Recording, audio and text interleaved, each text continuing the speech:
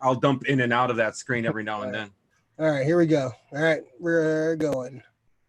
And whoops. That's not the song. One more night. I can't wait forever. What? Are we doing karaoke tonight? Is that what We should? Oh, all right, here goes the real fucking. We love you. Yeah, good.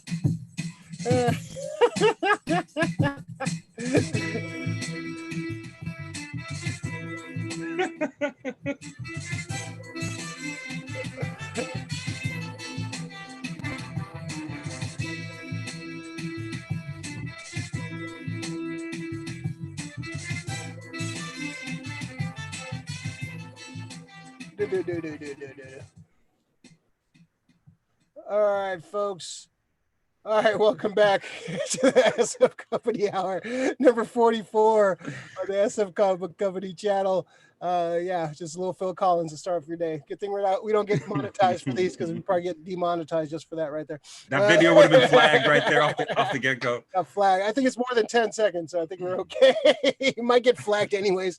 So, hopefully you're watching this right now. I better record this episode too, so we'll have to cut that out. So, all right, welcome back, folks. It's issue number 44 here. This is a special issue. We have the great Jim Pacelli, also known as the Karate Man, Ralph Macchio's stunt double, the Marathon Man, Burt Ward's long lost son, Earth 2 Robin. Mr. Jim Pacelli, welcome to the show. How you doing? Thank you for having me. Right on. So since it is your first time on the show, you want to share just quick, how what's your geekdom, what's your fandom, what makes you a geek, what makes you perfect for this show? Just your background. Years of collecting comics. Gosh, I remember the original Spider-Man series on TV on Saturday mornings. Oh, nice.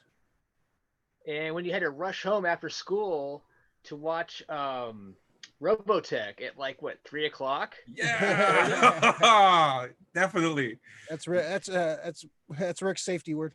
Yeah. Right. Robotech. Awesome. Rick So Hunter, perfectly suited for this channel. I could go on, but I won't. I just there there we go. Oh, awesome. And our returning champion, Mr. Joe C. How you doing, buddy? Welcome back. Doing good, just hanging in there. Hanging in, yeah. That's that's how you can do right now. Just hang in there, baby. Those kitten posters are really coming in handy right now. You just hang in there. Hang in there, baby. So hey, speaking of hanging in there, what's going on, Rick? How you doing? Yeah, good, dude. I'm fine. I know when he says he's fine, he's fine. I'm good. If I say I'm good, I'm good. I'm good. I'm good. All right. So, all right, welcome everyone. Should be a fun show. All right. Let's see. What should we? Let's jump into this. Dark Crystal. Let's talk about Dark Crystal getting canceled. Yes. So Dark Crystal came back. The movie was 86, 87, 82, that early. Yeah, I know it was early. Yeah, man. Oh, wow. All right. So the great Jim Henson, created this show. It was very, kind of, this creeped me out as a kid, Dark Crystal, man. It was just like, I was a fan of Muppets, and then these Muppets looked like human, and they were like these weird creatures and shit. So they got brought back a couple years ago. Netflix came out. It was a prequel, I believe. Yeah, it's a prequel. Jim Henson, Age of Resistance. So it looks like the series is not coming back for a second season. A lot of people, I remember talking about this when it came out, so I was kind of surprised. But it looks like Netflix is kind of like cutting the cord on a lot of series. They were not getting second seasons. So Jim, we'll start with you, man. Were you a big Dark Crystal fan back in the day? I saw it years ago. I mean, I love Jim Henson's work, regardless. Yeah. I mean, Muppets. Dark Crystal. What else did he do? Fraggle Rock. Remember Fraggle Rock? Oh yeah. More so for the theme song, really, than the actual Well, show. yes. I can't really tell you anything that happened in the show, but the fucking theme song was fucking memorable. Did you watch any of the Netflix show? A little bit, yes. Yeah. I What'd thought you it was think of really well done, really well thought out. The characters, the puppetry, all of that is really not. You know what I mean? The Yeah. animatronics. It's just too bad. Yeah. Yeah, it's kind of sad. Yeah. So, Joe, what about you, man? Were you a fan of the Dark Crystal series? I remember seeing it as a kid. I haven't seen it in like 20 plus years probably, but I just remember seeing it, with all those other movies like Sandlot and all the other movies, where you just watch them all the time as a little kid. But I haven't seen in a long time. And I actually didn't even realize the series had been released until I was just scrolling through Netflix the other day and it just popped up and I was like, oh, didn't even know it was out yet. And then all of a sudden, then like 2 days later, I saw that it was posted that they weren't even coming out with another season. I'm like, oh, well, I Well, guess I can just binge watch the one season. So yeah, so it's your fault. And then they say got canceled. yeah, it is my fault. If you wouldn't opened up the box and looked at it, it would have been fine. So you plan to check it out. So I guess you only have one season now to check out this series. Yeah, I Yeah, think I saw like a little bit. I wanted to rewatch the original one before I jumped in the series. Just never got around to rewatching because I remember watching it as a young kid and probably like haven't seen it in like probably 30 something years, man. Like I haven't seen that movie in a long time. So I hear good things. So I'm kind of it's kind of confusing that they canceled this already. So Rick, what do you think of this, man? Oh, dude, I'm pretty pissed. You The saw fact you saw the whole season, right? I saw no, I got 2 more episodes to go. There's so much stuff that I've been like in the middle. I'm in the middle of like 8 shows right now. I haven't finished anything. So and but I'm the mythology that the Dark Crystal had, it leaks into this in the prequel, and it gives you, if like human characters that you said, they're called gelflings. They're like different tribes of gelflings that I didn't know that some of them served Skeksis and shit like that. It just bothers me, man. It's like this just won an Emmy for like most Yeah, outstanding children's program, and Netflix goes and cancels it. I don't know what's going on at Netflix, because sometimes they greenlight some shit and they cancel others. This feels almost like an HBO canceling Rome, something that was very like critically acclaimed. Everybody thinks it's a great show. Yeah. But then they like tore down the sets after they canceled it, and they were like, no, maybe we shouldn't cancel it. Sets were torn down, man. Yeah. Those sets are expensive, and from what I hear, the people at the Jim Henson puppetry shop, they still want to finish up this story, so maybe we'll get a movie. I'm hoping. Yeah, I'm but thinking, fuck Netflix for this one. I'm thinking, yeah, since Jim Henson has they deal a lot with Disney too. I wonder if Disney's going to pick this up. That'd be great. Yeah, I just started watching that show. I can't fucking remember the name of it. That talk show that they're doing with the puppets, the Jim Henson puppets. First episode they had Andy Richter on there. It's pretty funny. It's geared for kids. It's definitely fun. But yeah, I'm hoping if it'll come to Netflix. I mean, to Disney Plus. Yeah. Yeah, we'll see. It's I love the fact that they use practical effects, and it's for the most part is that's what I really like. I don't want to see that kind of stuff go away. So, Yes. So the more practical effects, if we keep that going, I'm totally down with. All right, well, we'll see. I'm sure this is gonna get picked up, and somebody's gonna pick it up and keep it going, because I think it got enough traction for people to actually keep on being invested in that. So, all right, let's see. Let's jump into a bit of sad news. Iconic designer Ron Cobb. I remember seeing the name pop up every so often, but you kind of see these names pop up, you don't really pay attention. So yeah, he just passed away. He was 83. He had his hand in a bunch of stuff, man. Alien. He designed the Nostromus. Nostromus, how you pronounce it? The Nostromo. Nostromo. Yeah, he designed the interior and the exterior for that. It's a very iconic ship. He helped design the DeLorean, the Back to the Future DeLorean with all the cool add-ons. He had his hand in Conan the Barbarian, just a bunch of stuff. So it's just going through this guy's career, man. He just had a hand in a lot of stuff, man. So we'll start with you, Joe. What'd you think of this passing, man? What'd you think of this some of his work? I'd never heard of the name until today, to be honest. But looking back at his resume, it's pretty impressive. Just the iconic things that, like, if you just look at it, you can just tell exactly what movie it is, you know? Yeah. So it's really iconic things that he's done, and it's sad that we lost that person. But yeah, it hadn't heard of the person, but yeah, great work. Yeah, you had to, it's when you have a career like that, when people can look back and see what you've done and had your hand in. That's you can't really, get too upset. So, Jimmy, any of his designs stand out? Any of his work stand out to you? The Last Starfighter. Last, Oh no shit! Yeah, that's awesome. I was reading his his obituary, and it came up like, oh, I love that movie. Because at the time it was so like, oh my gosh, this is so cool, right? Yeah, The Starfighters designs were really good. Yeah, just really still. I mean, yeah, some of the costumes look very rubbery, but today, but still, the spaceships and whatnot look really cool. Yeah, he designed the Rocketeers rocket pack too. Jeez, he just had a fun movie. He just had his hand in all kinds of shit, man. This is crazy, man. I'm just looking at he did some. Oh, this guy's I'm looking at everything. Yeah, he's an icon, dude, for the movies and holy shit. And the DeLorean was his idea in Back to the Future, and how he wanted to make like something you put together for like Radio Shack, and it did look like that. I mean, come on, how cool is that, right? All right, I'm looking at some of the. All right, he did. He did designs for robot jocks, man. Come on. He did.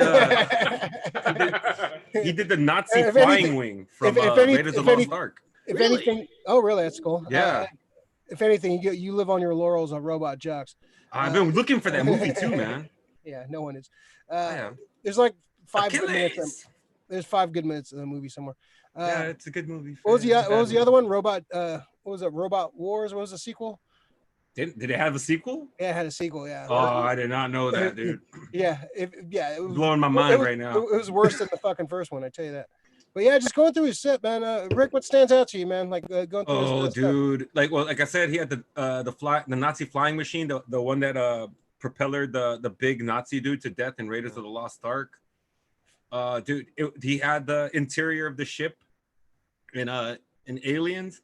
Dude, he designed like some of the cantina scene and some of the creatures in there. Yeah, dude, I mean, you can look at some of the same like architecture and certain things. Like he did the Abyss, he did Leviathan. He designed the way the laser looked in the movie Real Genius with Val Kilmer. Shit, let me see what else, dude. He designed Total Recall. Yeah, he designed Total Recall, dude. He designed the bomb in True Lies, just like cutting edge. You don't think about like, oh yeah, somebody that was behind that, and like I remember seeing the name pop up every once in a while, but it's just he's not. You would think he would be on there with like Macquarie and like Geiger and all these guys, man. Like, it's those. It should be a household name, but it's not. But I'm glad he's being remembered now. Yeah, the thing is, sometimes these guys like slip through the cracks. They're the unsung heroes. They're the guys that make it happen, dude. Yeah, so I'm really happy. Unsung fucking heroes, man, for sure. Yeah, it's hey man, RIP, but hey man, got a hell of a legacy, man. Like we should always be so lucky to leave this kind of legacy, man. It's like I said, just for robot jocks alone. So RIP, Ron Cobb. Seemed like a good dude, and he had had some cool fucking ideas, man. And he got to execute them. And we wouldn't have the DeLorean like what it was, man. That's iconic. The DeLorean would have been just a joke. It would have been with the Pinto and just like the car lore. No one would give a shit about the DeLorean. It would be just like some mistake some guy made in the early 80s. I've got no Deluxo without fucking Ron Cobb, dude. So it's all good. Yeah. So RIP Ron Cobb. He's a true legend, unsung hero, and RIP. All right. Let's see. Let's jump in this news. So, Jim, I want to kind of talk to you about. You were like one of the few people that actually had the DC Universe app and actually used it. So I know I think you might be the first one on the show to actually have use the app. So it was kind of predicted a few months ago, like when the HBO Max was coming out, that a lot of this stuff would be kind of filtered into the HBO Max stuff, and kind of you'll see kind of the DC Universe stuff go away. So it looks like it's happening more and more. It looks like all the shows are going to jump over to HBO Max. Got Harley Quinn is going to have a third season that got greenlit, and they're going to continue Titans on there, and a couple other shows. And so it looks like the DC universe is going to they're going to still have the comics thing. It's going to be DC Universe Infinite, and so it's all their comic books and all their. Jimmy, I just want to add, like, are you going to keep the DC comic thing? Or are you going to stick with the HBO Max? How are you going to deal with this news of being the one guy that's had the DC universe? I'll probably just gonna do the HBO Max thing. Yeah, it just gets expensive after a while. You know what I'm saying? How much was the DC universe? $7.99 a month. Yeah, and it's you start adding up Netflix, and then you got DC Universe. You know, on and on. Yeah, the only appealing thing was like, oh, we had the comics too, which is, you know, if you're using that that kind of makes sense for that price tag. But a lot of people are just using it for the shows, and they weren't like taking advantage of the comics. Yeah, there were some interviews could be okay in there. Some were better than others, obviously. Yeah. Titans was okay. Yeah. I watched half of the first season. I enjoyed it for what it was. Yeah, I want to go back and get him back in there and watch it. I mean, there's some good casting in there. I just needed better writers, I think. I know I was a huge Titans fan as a kid. A huge fan. Yeah, I love the Teen Titans. Yeah, Teen Titans. Oh my gosh. The Marv Wolfman, George Perez Titans. Some classic fucking comics right there. You know, just I could go on about that. I won't. Well, you're at the right place. And then there's Doom Patrol, which I was also a huge fan of. Yeah. And I really enjoyed Doom Patrol too. Yeah.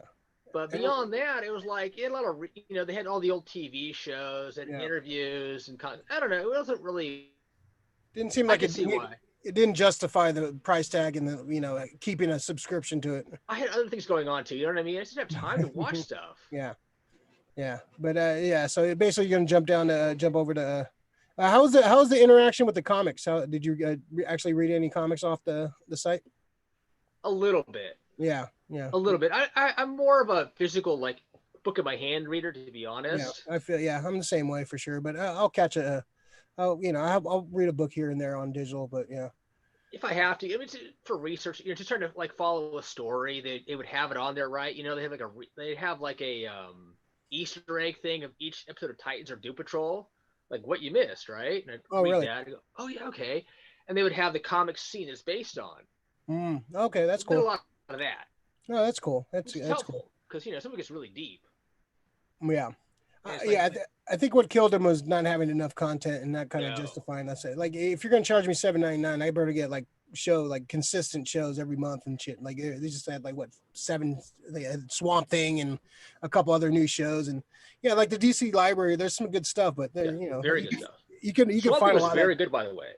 Yeah, I want to see. I heard it was good. Yeah, and they canceled another one. They canceled right away. So they canceled before it was even finished shooting. Apparently, they canceled it. Yeah. So I heard that was good too. I like the design. Man. Oh, yeah, nailed it. So Joe, did you ever check out this app, the DC Universe app, at all? Yeah. No, I haven't checked it out at all. Yeah, you're interested in any of these shows? I won't get a chance to either. Yeah.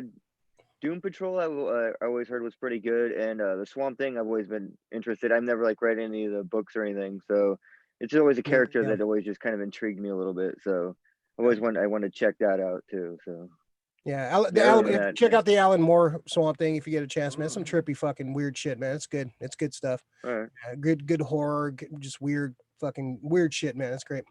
So it's we're gonna have a chance now. If you have HBO Max, you're gonna be able to check out some of this stuff. So Rick, what do you think of this news, man? Well, I didn't know that for DC Universe, some of the other things that, in addition to getting the streaming, I didn't know that you had access to digital comics at the same time. Yeah. So I wonder what other perks they had, because wouldn't you just think that they would just port everybody over? If you had a DC membership, you just get grandfathered into an HBO Max one, because it's being absorbed. I think, or at least get a discount of some kind. Yeah, because I think. How long is the DC Universe? Because you were an early adopter, right, Bocelli? You were there at the beginning. Yeah, it's been 2 years of this, 2.5 years, maybe. A little over 2 years. Yeah. And how many series did they have to go on that service? They had They had only the 3, Titans, right?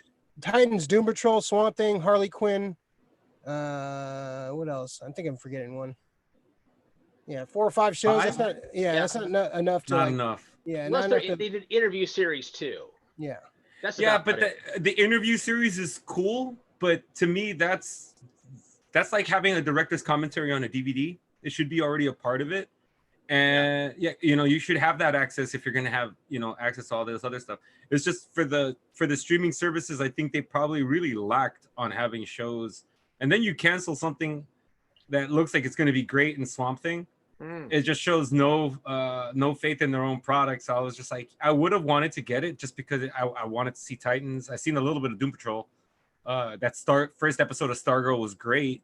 Yeah, I heard Stargirl's really good good. one. Stargirl. Yeah, I want to watch that a lot. Yeah. Anytime you Stargirl's have the good. anytime the JSA is involved and everything, it's So I'm I'm just hoping with the Swamp Thing, the fact that it's coming to HBO Max. Can you imagine HBO putting some money behind that show, like being a really good show like Swamp Thing? I'm that's the only thing I can hope for. That the fact that HBO is going to govern it and so see what goes on to their streaming network. HBO is like, maybe they can say, you know what, let's have another crack at this. They were wrong, you know. They did it with the Snyder Cut. Hopefully, they can do it with the show. Yeah, we'll see. We'll see. Yeah, I think that's what they're gonna. It's the smartest thing, just to absorb it. And everybody knew that was gonna happen, man. Like HBO Max doesn't have enough stuff, but absorb this DC stuff. People there, they have such a rich array of characters they can like use. So this is just smart for them to put some money behind it, create some quality shows. We'll see what happens. When you're releasing Stargirl on one platform, then a day later on another free platform, Yeah. you're undermining it. Okay. Yeah, kind of like, why am I paying for this and I can see it on? Oh, let's wait a day. TV? It's fine. I can wait a day. Yeah, if that's the case. Yeah, I do like stuff commercial free, but yeah, if it's like, why am I paying this premium if what am I getting that's not so much better than something else? Yeah. So speaking of Supergirl, that Rick just mentioned, Supergirl just is going to end with season 6. This wasn't in the notes, so I just figured we just talk about this real quick. I checked out a few episodes. I've seen a bit of her in the crossovers and stuff. I always liked the actress playing her. I just never could get into the show too much. But so this is coming to an end. I think you're going to see a lot of these shows ending because Arrow ended last season was last. Flash should have ended season 3. But it looks like the Arrowverse is going to be dying soon. This looks like even though they do have a Superman and Lois show coming out set in the Arrowverse. So I wonder. So with you, Jimmy, did you watch any of the Supergirl? What did you think of that show? I've watched a lot of it. I'm 2 seasons behind now. Yeah. Two seasons. I like the girl from Supergirl a lot. Yeah. Was it Benoit? What's Benoit? Yeah. Melissa very Benoit. good. Benoit. Yeah. I thought it was Benoit, but Benoit. Martian Manhunter was cool in that. Yeah. Have him in here. Yeah. And I also appreciated the Legion of superheroes from the 20th century. Yeah, the Brainiac 5 was in there, and they had a good cast. Every time she showed up as a like a guest star in those crossovers and stuff, I always enjoyed her character. I just could never get into the show. I watched maybe like the first half of the first season. I just never got back into it. Some of the support characters I didn't like very much. Her sister kind of annoyed me. I don't know. Yeah, I could see that. Yeah, some of the like the agency and stuff, like the whole little. She's Supergirl. She doesn't need a Black Ops team. She's Supergirl. Yeah, right. Everybody wants to have a crew and shit, man. What the fuck? Yeah, that's one of my issues with the CW shit. Everybody needs a fucking crew. Like, come on. They need to have their computer guy, their sassy ethnic character. Their troubled sibling, and like they have to have all this like fucking weird. It just. Tell a Supergirl story. She never had a Black Ops team when she was in the comics. So I don't know. I wouldn't mind seeing this character go on and maybe do some other stuff with this character. Because I like the girl, like you said, the girl is really good as a Supergirl. She was never an issue anytime I watched any of her any of the shows really. Joe, did you catch any of Supergirl? Did you see any of this? I've seen a little bit of it, not too much. just like episodes here and there, or Yeah. you know, things like that. I haven't really had cable in like 5 years, so I don't Cut the really cord. watch too much. Well, I don't really watch things like up to date whenever anyone else does, and so if I do, I'll just like wait for it to end and then I'll binge it all at once, pretty much. That's the way to go, man. No commercials, man. Yeah, but yeah, it seemed good from what I've seen. The whole CW, whatever verse you want to call it. I was really into the Arrow when it came out, like the first 2 seasons. After the second season, it really just kind of lost me. Lost all interest in it pretty much. And after that, and I watched a little bit of and then I watched a little bit of Flash, and something about that show just annoyed me, and I just couldn't continue watching it after a few episodes. So I just haven't watched it since then. Yeah. No, I love the Flash. I love the Flash. Like the first season and a half of Flash was really good, man. I was on board, man. And then it just started turning into a CW show, man. And just started, you just heard whining and crying, and just it just turned into a drama. Like, it's like, no, the Flash has so much like great potential, man. Like you could do some cool shit and just turn into another CW show, man. I was disappointed with that show, man. But you know, I don't know. It's it had after that it had like hit and miss, but I don't know. They just kind of dealt with some of the characters. I didn't like the way you were dealing with some of the characters. Rick, what was your favorite Arrowverse show? It'd probably be The Flash. Yeah. You know, yeah. I got through like four seasons of it before I just like finally just tapped out. Couldn't do it anymore. No, it's just like you said, every show for some reason they have to have like what I call the Scooby Gang. You know, they have their Scoobies. That's, you know, the Buffy the Vampire Slayer kind of like, you know, coined that reference with you know, their little, you know, side characters that kind of help out.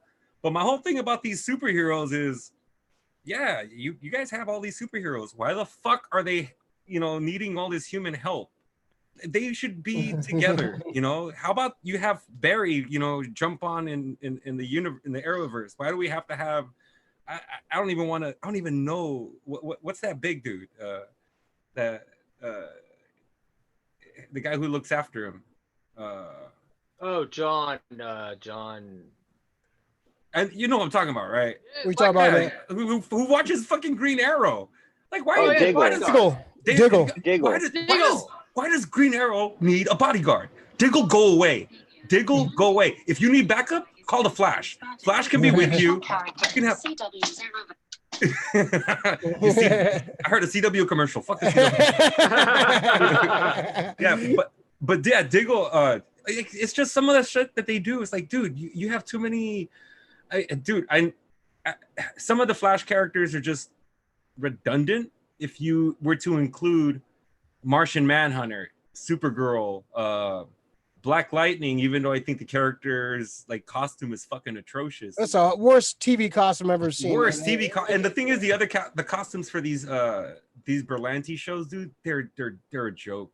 Yeah, I don't like they work for maybe like the first season, but then after you keep like looking at it, it's just comical. Like, yeah, it's bad. The Atom suit is so annoying. So like, bulky. He's not Iron Man. He's fucking the Atom, dude. It's not, you know, it's like Flash. Flash's suit was okay. I think Flash's suit was like the best out of all the CW shit.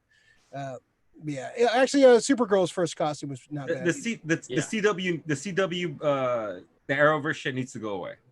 Let's start fresh with like Stargirl and all of these DC shows, and let's give DC a real shot at making like real shows, not these teen angsty young adult kind of shows, you know, because it's just like, let's stay within the superhero. If you get a young adult story out of that, that's fine, but write to the superhero, don't write to an audience. There you go. Consider better myself, Rick. There you go. Preach, brother.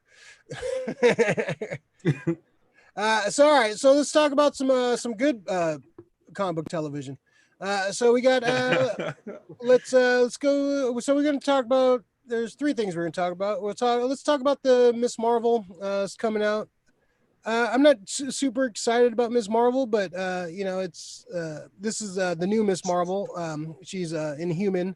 What's her name in the comics? Kamala Khan. Kamala Khan, yeah.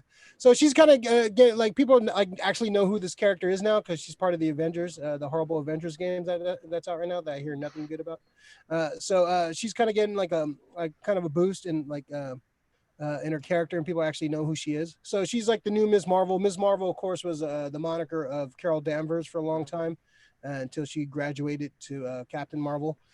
So this is the new Miss Marvel. She's an Inhuman. She has like Mr. Fantastic kind of stretchy powers. She's kind of has like stretchy powers, more like kind of more like Elastigirl. She has like she can grow big and she can like she's more like tougher than kind of like a Plastic Man, like kind of a Plastic Man. Yeah. But more, kind of Pop a big fist. Yeah, I've read of some of her storylines in the comic, not many. So I haven't read too much about her, but she seems to be getting a big push right now. So she's got a show coming out, Disney Plus show from the Bad Boys for Life, Adil El Arabi and Bali Falah and Charmaine Obeid.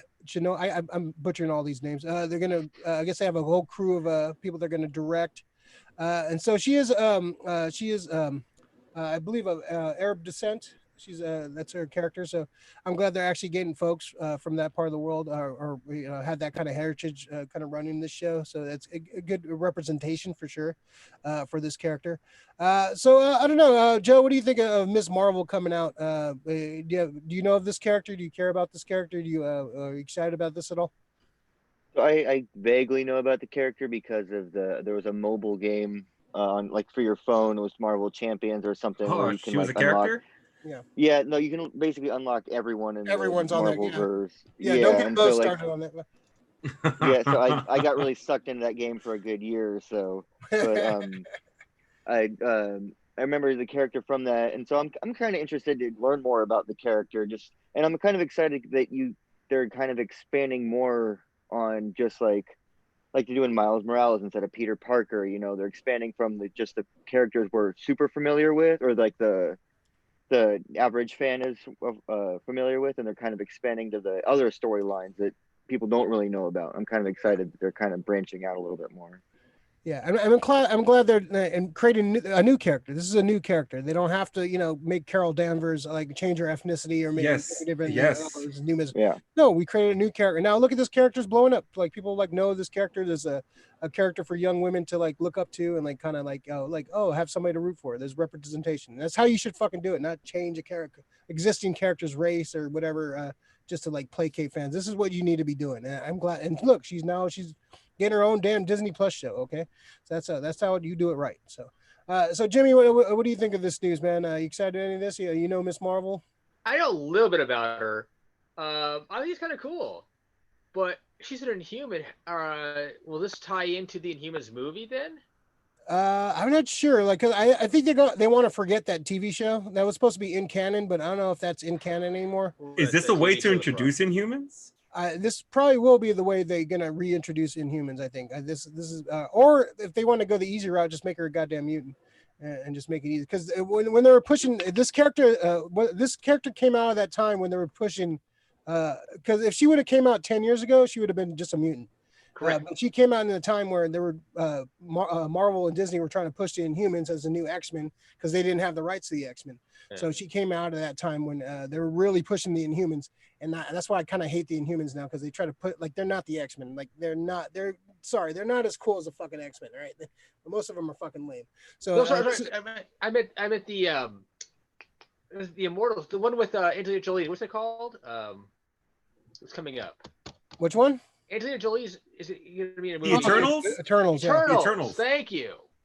Yeah, that's it. Thank you. I think that's going to have to do with some Inhuman stuff too. Yeah, they're original Inhumans, right? They were the originals. Well, they like kind of birthed from them, yeah, like kind of like the Eternals, yeah. They kind of has stuff to do with the Kree too, so it's like the Kree, yeah. So it's I think Miss Marvel's gonna be a lot of fun, young Pakistani American girl in Jersey City. I mean, what's not fun about that, right? Yeah, I think kind of a little bit the Spider-Man vibe. Yeah, she does have like a young spot, like Peter Parker kind of vibe, like just getting her powers and kind of, she's like a fangirl too. So she's I think they can have a lot of fun with this, this character. Let's see, Rick, what do you think of this? Oh, I'm excited, dude. What do you think of the filmmakers behind it? Have you seen the Bad Boys for Life? I haven't seen Bad Boys for Life, and that was where my next question was gonna go. The fact that they're hiring 2 live action directors, this is gonna be a live action show, I'm assuming, right? It's not animated. No, this is gonna be live action. Yeah. All right, yeah. So I love the fact that they're doing this. You know, it's gonna be a young girl. They hopefully, you know, they put her out to be, you know, a young, strong girl. The only thing I don't like, New York and New Jersey have so many goddamn superheroes. Can Marvel Comics, man. Marvel Comics. yeah, but it's just there shouldn't be any crime over there anymore with how much shit's going on there now. You know, like criminals should be afraid. Yeah, if you're in New Jersey, man, I don't think there's enough superheroes really. If Iron Man and all these guys are out there, if like the criminals, you know, but okay, but still, I thought, you know, the fact that I don't know if there's a big Muslim community in New Jersey or not. I'm totally ignorant to the fact of that, but I know that there's a big Muslim community in places like Minnesota, Wisconsin, and I thought it would have been like, you know, cooler to put it probably in that kind of environment. You know, just getting her powers and, you know, trying to, you know, show restraint and not fucking everybody up. She probably could. Yeah, it could be fun. These guys are attached to the Beverly Hills Cop 4 too for Netflix. Oh man, that's great. Yeah, I haven't seen Bad Boys for Life. I heard that thing is awesome, dude. I heard it's good. Yeah, is it streaming anywhere yet? Oh, yeah, I want to check it out. Not just yet. I didn't want. Yeah, it's. I think it's the number one. It's the number one movie of the year. Ooh, really? Financially, it's the only movie that actually was in theaters and made money. Right. Come on, Sonic, fight it. Yeah, that was the best movie of the year. Yeah, Sonic is the best movie of the year. So yeah, and the other director, what's her name? She worked on The Punisher and For All Mankind. So wait, which Punisher? The TV show. Okay. I was just like, all right, cool. So she's got some cred. So yeah, this I'll watch it. It's on Disney Plus. I'll probably watch all the Marvel shows. Really, I'm like some of the stuff that was on ABC, like the Inhumans crap. I didn't watch. It looked horrible, and then I heard Agents of S.H.I.E.L.D. was pretty good for the first like 3 seasons. Agents of S.H.I.E.L.D. was good. Agents of S.H.I.E.L.D. was good until they because they promised it was in canon, and then it wasn't. And then they switched. It's like the Netflix shows. It wasn't in canon. So I don't know what's real and what's not. So I was misled. I heard Agent Carter was good too. I'll go back and watch that. I love me some Haley Atwell. Yeah, I want to check that at some point. You know, it's I'll watch it. You know, it's coming out. So the other big news here in the television Disney Plus land, we got casting for Miss Jennifer Walters, aka the She-Hulk, Tatiana Maslany. She's going to be taking over. I've seen her in a bunch of things. She was in Orphan Black. I remember seeing clips of that show. I haven't really seen much of her. She's in the new Perry Mason show too. I haven't seen much of her, but I think she has a good look to her. I think I'm okay with this announcement. I wanted Alison Brie. That was the big rumor. I think she has the humor to because She-Hulk is a very humorous character. She was Deadpool before Deadpool. She was fourth wall breaking. She's very self-aware. She's very funny. Her comics are hilarious. The books by Dan Slott and John Byrne, very funny books. I think that's where they're going to pull a lot of his stuff from. She's a lawyer by day and a kick-ass superhero by night. You know, she's been on the Avengers. She's been on the Fantastic Four. She's been everywhere. So one of my favorite characters. I love She-Hulk. So there's been some fan art popping up with her too. She looks cool. I wonder. So I'm looking forward to this for sure. So Jimmy, what do you think of this casting, man? Tatiana Maslany as the great She-Hulk, the sensational. I can't wait. She-Hulk. Yeah. I'm really excited. She-Hulk was a lot of fun. And, yeah. I mean, she's part of the Fantastic Four. Her solo stuff, Avengers. Yeah. The John Byrne stuff is probably my favorite. Her solo series with John Byrne, fucking funny as fuck. She's such a charming character. I love anytime she pops up. She's just a great character. And how will it tie into the rest of it? That's going to be very interesting. Yeah, well, yeah, and she's and if people don't know, she's cousins with Bruce Banner, and that's how she gets her powers. She gets in an accident and she needs a blood transfusion, and the only one that matches her blood type is her brother or her cousin, and Banner gives her blood transfusion and basically gives her Hulk powers, and she has more control over the Hulk. Like recently, she's kind of reverted into like a monster dumb Hulk for some reason. I don't know why. I hope they stick with she's badass, smart. She's aware. She's just more when she turns into the She-Hulk, she's more confident and she's more badass. When she's Jennifer Walters, she's more timid. So I'm wondering if that's what they're gonna. I think they're gonna go with like a CG kind of thing where she's like normal because she's only I think only like 5'8" or something. She-Hulk's like 6, I think 6'6" or something like that. So I think they're gonna do a CG thing where they kind of Mark Ruffalo up and kind of make her bigger, make her more She-Hulkish. You excited about this, Joe? What do you think of this news, man? What do you think of this casting? I think it'll be pretty cool. I don't know the actress very well. I haven't seen Orphan Black or anything else you've said, but the character I love She-Hulk, and Yeah. it's a fun character, and I think it's nice. Like I said before, like Disney, it's nice to see them actually using all these properties that they've acquired, not just like, oh, we've got Thor and Spider-Man and Iron Man, we're good, you know. Like they're actually kind of they're like, I like to see them branching out just a little bit more. Like they have all these characters, why not actually utilize them, you know? Yeah, So exactly. I think it'll be fun. And it's also just it's just opening, especially with getting all these characters from from Fox. You got the Fantastic Four and X-Men characters, like the characters they had left in the Marvel not being like I love Shang-Chi and all, but he's not gonna carry the Marvel universe for the next 20 years, man. You need the X-Men characters. You need these other characters, man. So Rick, what do you think? Are they gonna CG her to make her bigger, like when she hulks out? She hulks out. See, that's the thing I was like thinking about with her, because I looked her up and she's kind of tiny. Yeah, she's like 5'8". Yeah. Well, no. What I mean is like she's very slender too. I'm not gonna really. I'm like, are they gonna do the whole Lou Ferrigno kind of thing? Bring out like like a big ass bodybuilder or something like that, or China or something. I mean, she's dead, but yeah, right. But, I think that's the only way to do it. They're not gonna make She-Hulk 5'4". They're gonna make her like a big character, like a big character. Because the other thing too, it comes to like, I know the whole thing with the Ruffalo Hulk, dude, that's money. I know, and I know Disney's got bank. Yeah, I think he's gonna show up. I think he's rumored to be showing up in the series. So at least for like a cameo, like a quick, like, oh, here's my blood. No, go off on your adventure. Yeah, so. I don't know when it comes to the CG, because CG is super expensive, especially if you're gonna do a She-Hulk. You're expecting to see a lot of She-Hulk on that show. I don't want to see her in Jennifer Walters, like 90% of the show and only get 10% She-Hulk.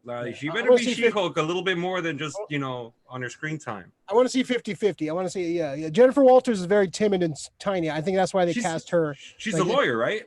Yeah. So because there's sometimes she goes into court as fucking She-Hulk. That's what I want to see. Oh yeah, I want to see her in a business suit. That's what I want to see. I want to see her in a business suit and I want to see her business suit and a briefcase, man. I want to see that. Can you imagine the DA on the opposite side, like having to go against fucking She-Hulk and shit? Your witness, like, oh shit, okay, like that's what I want to see. You can't, you can cast an actress at 6'4", but she can only play She-Hulk. She can't play Jennifer Walters unless you do the Chris Evans thing where you make it timid, small, and then for the rest of the series she's just She-Hulk. So I think that's what they're playing at. I think they're gonna CG her and she'll be She-Hulk some of the time, and she'll revert to Jennifer Walters. So I think that's the way to go for sure. Let's see. We got some chats. Gen Expectations, what's up? Pacelli, Bo, and I miss you all. Yes, the last Starfighter with Lance Guest. Oh yeah.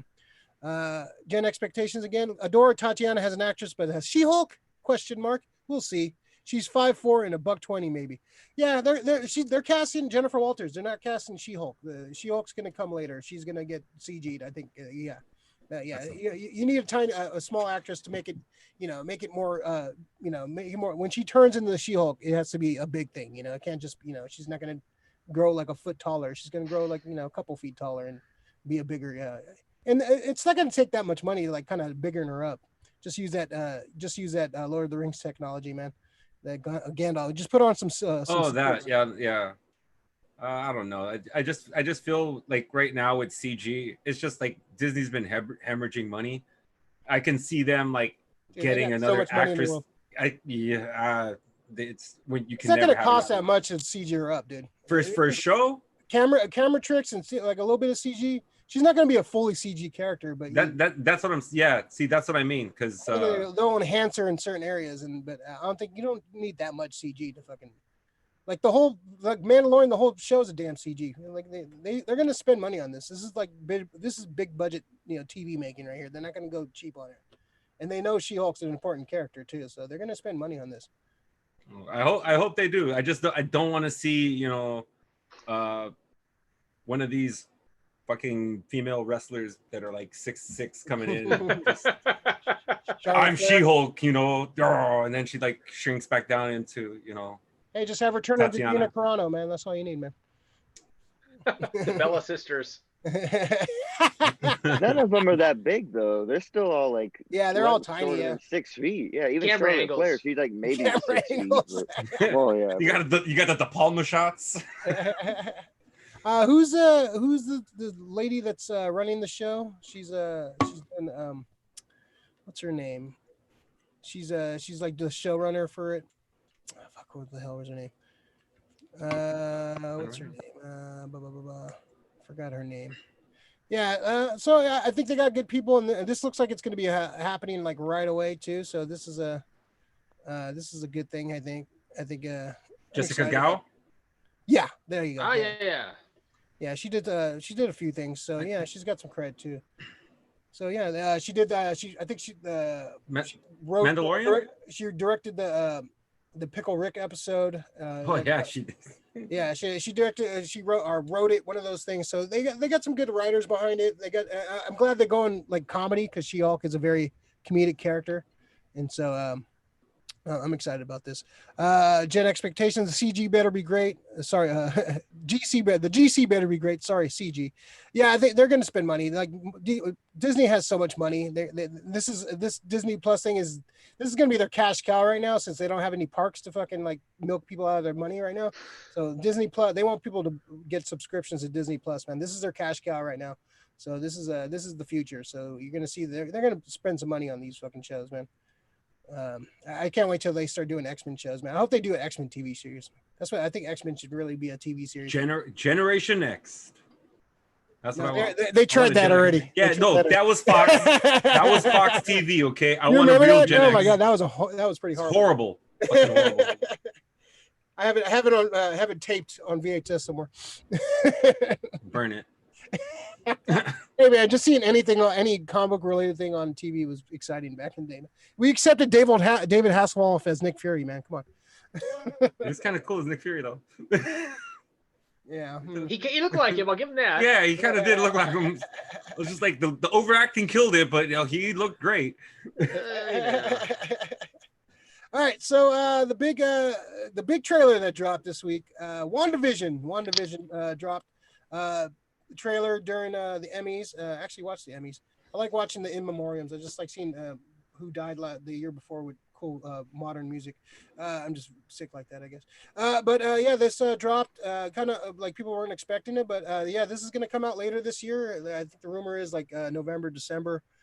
So the trailer is out. WandaVision, some cool stuff like trippy. Like this has been rumored to like Wanda's going to create a whole new reality. And spoiler alert for what Infinity War, Vision dies in that movie. So Wanda in the MCU has been kind of weird with her powers. She's been like a telekinetic. They haven't really explored her true nature of her powers. And in the comics, she has reality warping powers. She can like do weird fucking crazy shit with her powers. So it looks like they're going to explore in this. It looks like she's going to create a false world for her and Vision. She brings Vision back at some point. And supposedly this is going to tie into Doctor Strange 2, the Multiverse of Madness 2. So this is going to have to deal with the multiverse and all that stuff. So Jim, what did you think of the trailer, man? Loved it. Yeah. I'm excited. Yeah. What stood out to you? You know what really got me was when they showed them in the original, like, 1960s costumes. Yeah. Oh, the old costumes. Yeah. Remember that? Looks like they're doing like a Halloween episode. Yeah, episode. Yeah. Wanda's like in the awesome. original Scarlet Witch. She looks great. I love that like, costume. Holy shit, she did it. And the Vision. The Vision like, costume, not so Vision? much. Yeah. It looks like an SNL sketch version of it was really funny because like, she'd look like, oh my gosh, right? Yeah. No, but it looks really like it's it's all these old sitcoms kind of mashed together. Yeah. One sitcom to another. You know what I mean? Yeah, it looks like it's traveling like from a I Love Lucy to like a Brady Bunch to like an 80s like sitcom. It looks like it's going like all over the place, man, which is fucking cool, man. I like that concept.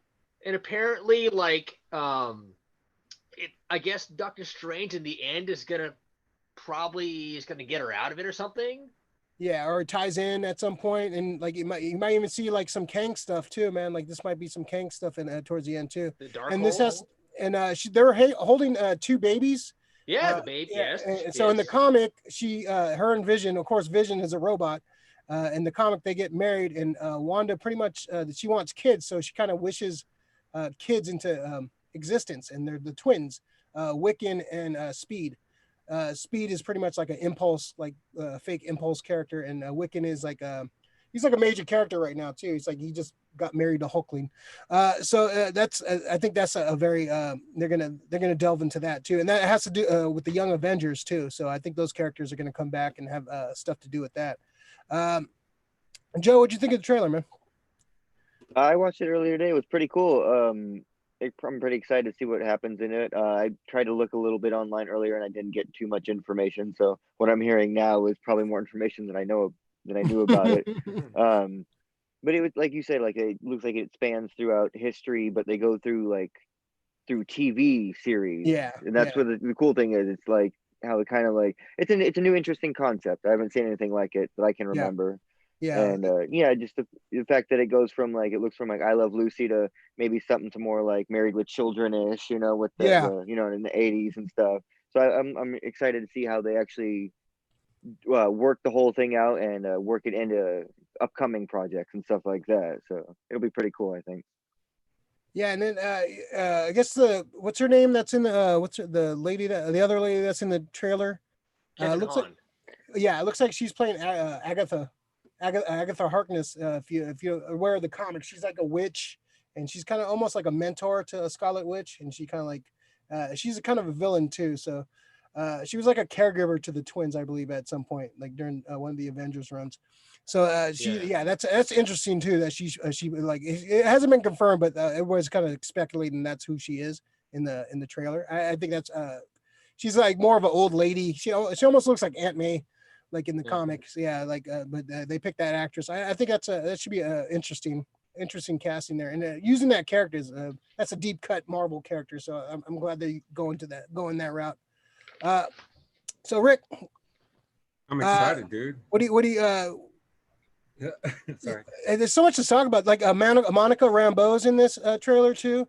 The second Captain Marvel. She was in she was Captain Marvel's friend in her friend in the Captain Marvel movie, and she in the comics she was the second Captain Marvel second Captain Marvel, I think, for a minute, and then I forgot what was the character she played after that. She like graduated or did some she turned into another character, but she's in the trailer. So what do you think of this, Rick?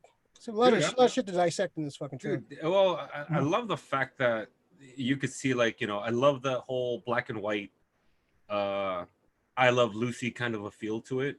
And you can see that it's gonna definitely like jump to like eras, like you guys have been saying. The one thing that I'm trying to figure out is she creating this reality, or is she placed in the reality?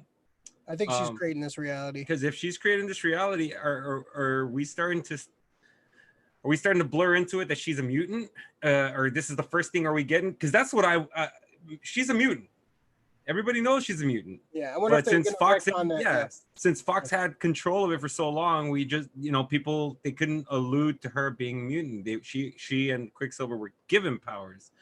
They didn't just have them, but I wonder if they're just gonna just just she's a mutant, just retcon whatever, and just this is her being a mutant now. I think that's the way they need to go with this. I think her being a mutant makes more sense, and like kind of like they tried to over explain it in the Age of Ultron, like how they got their powers. I think you just make that all like they knew they were experimenting on mutants, and they tried to like claim that they were creating them, but they were really just activating their mutant gene, and they maybe enhanced their powers or something. Made them stronger. Yeah, or like it was a thing where all the mutant genes were regressed, so no one like the mutants were forgot about, and so they kind of awoken them.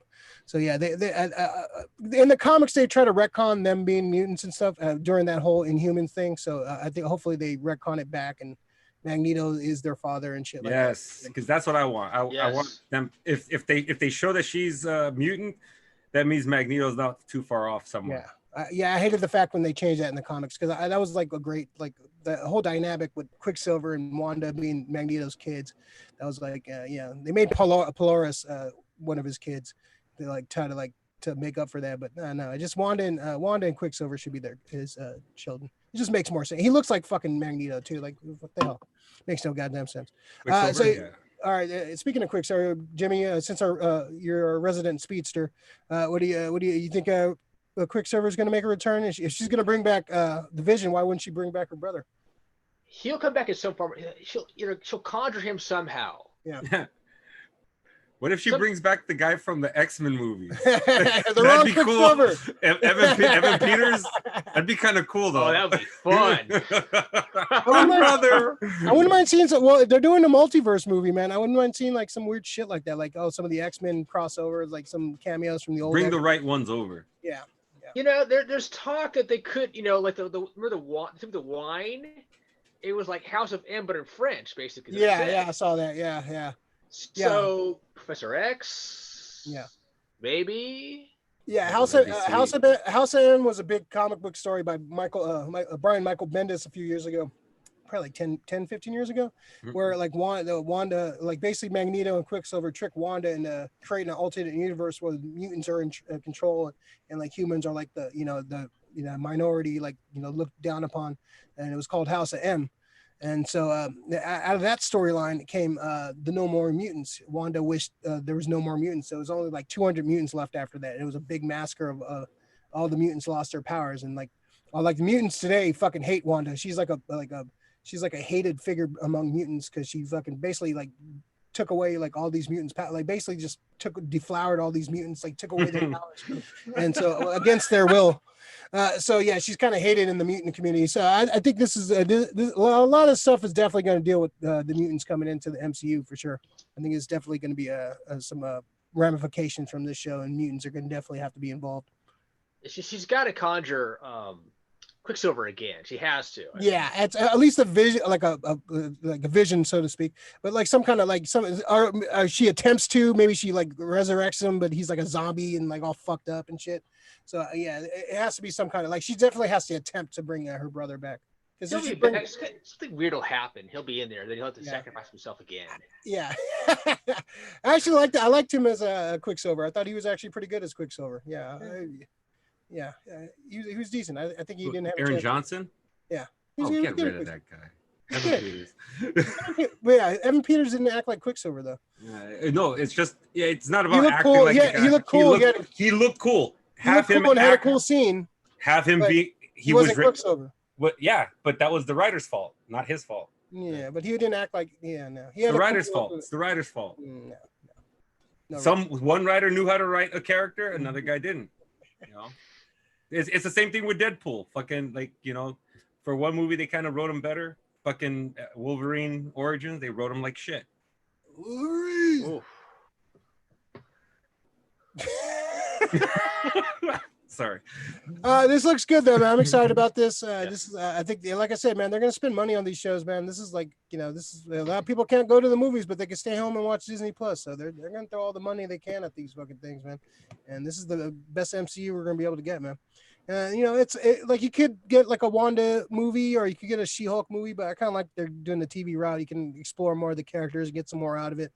It's instead of like a 2-hour movie, you get a 6-hour or 8-hour movie, which I'm totally down with. Okay, but would we get eventually She-Hulk moving up into the MCU for an appearance? I hope so. I hope that's what I would want. I hope she's on the next Avengers team. It's supposed to be all connected. Yeah. So what I'm hoping is that because I know that Wanda, the characters of Wanda and the Vision, they're making the leap from movie to TV and probably back to movie. But as a character like She-Hulk and Kamala Khan, will they jump to the movie or will they stay in TV land? I think so. I think they're all these characters. The Falcon, Winter Soldier, they're gonna come up to the movies too. This is all like just side stories and like Background. just to kind of like kind of like flesh out some of these characters, flesh out some of these storylines, and get ready for the next phase. So yeah, it's just you're gonna see like you're gonna get a couple movies, you're gonna get a couple TV shows a year. I'm all for it, man. It's a quality TV, quality movies. MCU's doing it right. This is a good age to be a Marvel fan because they're just gonna, now that they have the rights to all the characters, you're gonna see some cool shit, man. They lucked out getting that Fox deal, man. Getting all those characters. It's gonna, they probably had maybe a couple more years of good storytelling they could have milked out of those characters they had. But now that they have the X-Men, the Fantastic Four, they got 20 years of movies they can do it. I'm so happy they did that before all of this shit went down. Because if this would have been happening after COVID, I don't think this deal would have ever went through. Or man, they probably could have got it for cheaper. Very true. Very true. Very true. We were just ready to billion there. Yeah. All right. So our big topic for the week, since we're on the subject of talking about all these like comic book TV shows and all that. So our top 5 favorite live action superhero shows. Just live action. There's been so many over the years, so many great ones, a lot of bad ones, but there's been some good ones, man. We'll just go through our top 5. We could do a top 5 animated because there's so many great animated shows, but we'll stick to live action superhero.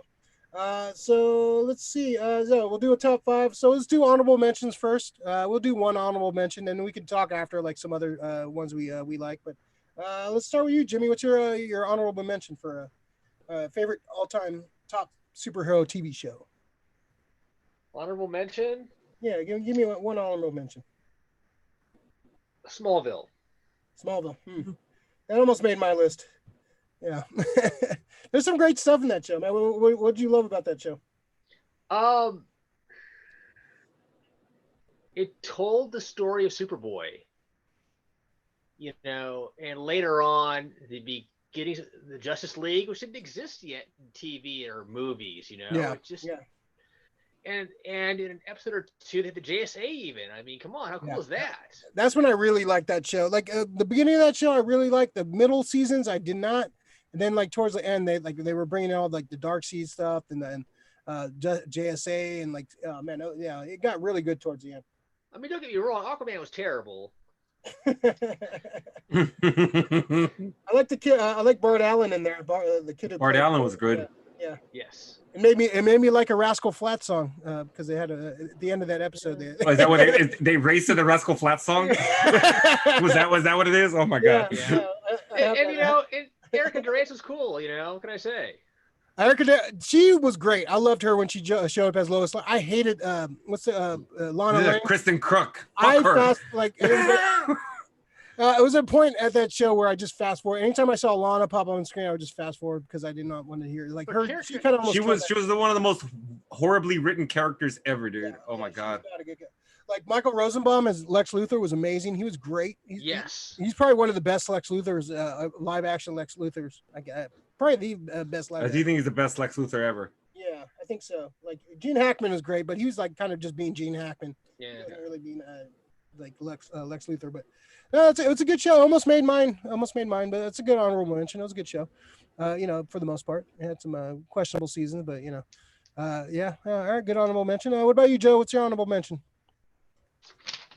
Well, I'm gonna admit that when it comes to live action superhero type TV shows, I'm not super into them, mostly because I have a short attention span, and they always tend to put in like long dramatic pauses or like dialogue that just doesn't need to be there, and it just loses me. And I just want to see like the actual superhero part, and it's usually just like 5 minutes within an hour-long show where you actually see butt kicking, So so for an honorable mention, I'm only going to say this because it has like nostalgia feels for me, is the Tick from when I was a kid. Nice. Dope. Yeah, so the first one or the second one? There was 2. The original one with Patrick Warburton. Yeah. Nice. Yeah. I just remember I had like all the toy, like even with the cartoon when they had like I think Taco Bell had some toys. I made sure I had like all the toys from Taco Bell or whatever it was. And so like that one, it wasn't like something big, but for me it just had like a little spot in my childhood that made it special. So that's probably my honorable mention. Okay, that's a good one. Yeah. I'll go with my honorable mention, The Incredible Hulk. This Bill Bixby, Lou Ferrigno show, man. It's such a great show, man. Just great. The music was awesome. As a kid, man, seeing Lou Ferrigno just tear through motherfuckers, man. And, it was a low budget. It was a TV show for the time, but that was like a lot of people's introduction to like comic book characters, man. Especially when I was a kid. So, that show was awesome when I was a kid, man. Even like the cheesy TV movies that came after that, like the Trial of the Incredible Hulk and all, like Daredevil showing up in his shitty like black suit. Yeah, and like was it John Rhys Davis as Kingpin? Like it was and they had Thor show up in one of one of the TV movies with the fucking the TV show. fur vest. Yeah, and like the TV show was cool. It didn't have a lot to do with the comic. It was kind of its own thing. I like in some of the new Immortal Hulk comic, they have like one of the characters from the TV show up in the comic, so they're paying tribute to the Hulk past. That was just a great. When I was a kid, that was one of my favorite shows, man. I loved that show as a kid. But that's my honorable mention on that one. Rick, what's yours? My honorable mention is the Incredible Hulk. Yeah, dude. Yeah, like you said, the thing to me was that opening music. It's so fucking sad. Been parodied so much, like, he's in the Family Guy did a good one. Yeah, he's pretty much the man who walks the earth. Yeah, he just keeps walking. He has nowhere to fucking really want. He wants to stay some places, but now he knows he can't because he fucking hulked out and weirded everybody out. And, so that was just one of those things. It was almost like kung fu for me because I was also a big kung fu fan. Yeah, me too. And I was like, this is kung fu, but with the fucking Hulk. This is dope. And Bill Bixby's great as Banner. Yeah, I think the Bill Bixby and Lou Ferrigno, that combination of those two guys, I think it really elevated that. Like if you didn't have those two, actually they had Jaws was actually originally cast as the Hulk, the guy who played Jaws. And, no way. Richard. Name? Shit. Oh, I can't remember his first name is Richard. Yeah. Actually in the pilot, you can see there's a shot of him like has the Hulk like from above. There's like I was watching a video on this, and he was originally cast, but I forgot why he couldn't do it. I think he wasn't like a built like. No, he didn't have a. He was a big dude. He was a big dude, but he wasn't like Lou Ferrigno big. But he was, I think he would have been great. But yeah, that probably would have been a whole different show. But Lou Ferrigno and like Bill Bixby, those two, that combo of people, I think were great, man. And the line was iconic, dude, out of that show. Don't make me angry. You wouldn't like me when I'm angry. I mean, that's like an iconic line from like anything, movie, TV show, pop culture. It's a great piece that still parodied from like today. Like a lot of people probably don't even know where it's from, but that's that line has been uttered many times. But what a great show, man! I love that show. Iconic. All right, sorry, let's delve into our top 5. All right, we'll go Jimmy, Joe, me, Rick. All right, Jimmy, what's your top 5? Or what's your number 5? I'll go with the Flash. Okay, which one? The current version. Okay. Yeah, the 90s one almost made my honorable mention, just for the suit. Just for the suit and Mark Hamill as the trickster. Yeah. Okay, that was cool. They brought him back, as a trickster later. Yeah. But the current one I like a lot because I think Grant Gustin brings a lot to the role. I mean, the later seasons are like, you know what I mean? Like, yeah. But when it first started out, the first couple seasons, man, every episode, one to the next was like, oh my god, that was awesome. Yeah, they're doing some cool shit, man. Early on, man, they're doing some cool shit, and it turned into a melodrama. Yeah. And then the villains, though, too. I mean, come on. Yeah. He's got excellent, and they really fleshed him out well. You know what I mean? Yeah. I kind of like, I don't know, they kind of undercut Captain Cold and stuff. Like that's an issue I had. It was Captain Cold. Captain Cold is one of my favorite villains of all time, and they kind of like he was cool, but I don't know, they kind of underused him, and then like the actor left the show, and like you don't have Captain Cold in there. Captain Cold should be a regular character on that show. Unofficial leader of the Rogues, and half the time he was Legends of Tomorrow. So that kind of killed it for me. I don't want Leonard Snart being a cool guy. But they had I was gonna say they had Golden Glider. Golden Glider. That was good. That was great. That was great. Yeah, the villain, like Heat Wave was good. I like the Heat Wave, yes. Yeah, like they used some good. They had some good villains on there, but I don't know, just it had potential to be on my top 5. It didn't make my top 5. I But just had to. Yeah, no, it's a like I said, it took me a long time to get out of that show, like almost to season 4. I think there's 6 seasons. You're so like in an abusive relationship with that show. I had to keep going. I had to. She said she'd hit me. Don't use the Speed Force. Yeah, I like the Professor Zoom stuff was cool in the beginning. Like I like all that with the wells and stuff. I like the twist and stuff. I kind of didn't like the Wally West stuff. I like they kind of underused the Wally West in that show. But yeah, no, it almost made my mind, man. I had to think about that for a while. But yeah, number 5 for Jimmy, The Flash. All right, Joe, what's your number 5? So like I said, I don't watch too many live action superhero shows. I'm actually slacking, and I haven't seen like a lot of the Netflix ones like Luke Cage or Jessica Jones. I've watched a bit of I'm gonna say my number 5 is probably Punisher. Okay. I've only seen a few episodes of it, and it's caught me, but I just haven't continued watching it just because I bounce everywhere on shows and I don't finish anything. So, but it's something that's caught my attention, and I've always wanted to finish. And I actually really enjoyed the first, or not, I don't know if it's the first Punisher movie. What is it? What's his name? Daredevil. No, the Punisher movie, but not the most recent, not Warzone, but the one before that. Oh, Thomas Jane one. Thomas Jane. I knew it was Jane. Yes. Yeah, I actually really liked that movie, and I still it like wasn't it a bad today. movie. Yeah, I know people like to shit on it, but I actually still enjoy watching it, and I love the character of Punisher. So just because for that fight with Kevin Nash and and the fucking that was a brutal fight. Yeah. Yeah, I was going to say there's some brutal stuff in that movie. Yeah. In the part where his whole family dies, that's pretty. Like when you're a little kid watching that, you're like, what the hell?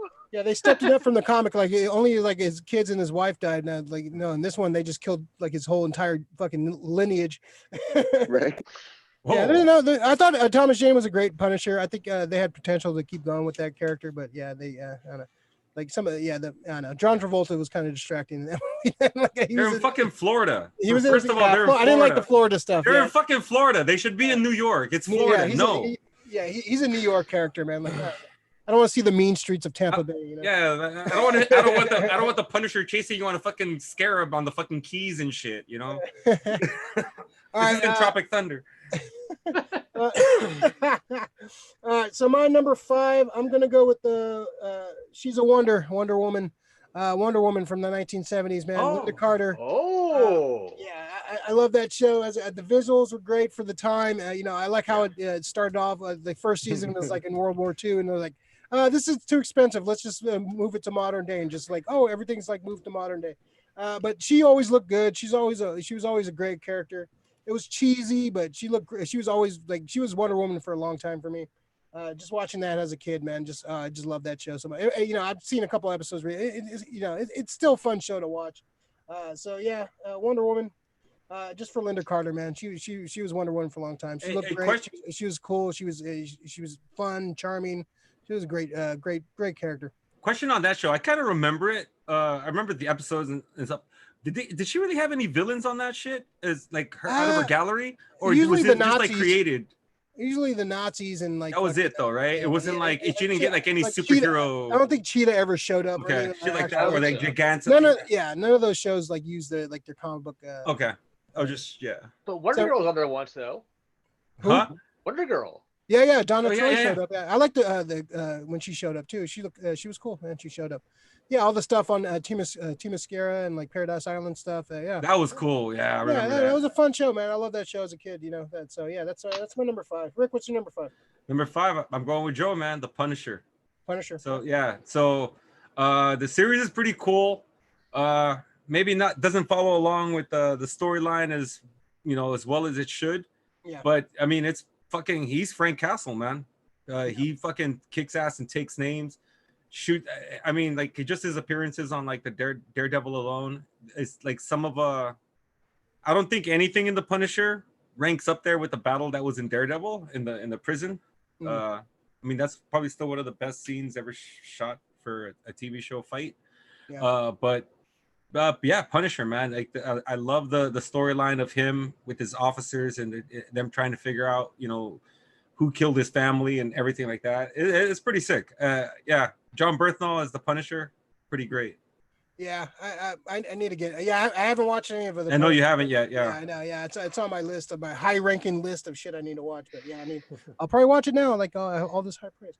I hear everybody that I talk to says Punisher's the one to go to. Like Punisher's the one The to watch. Punisher is great. The fact that they Disney's already, I think they've already confirmed that they're keeping John Bernthal as the Punisher.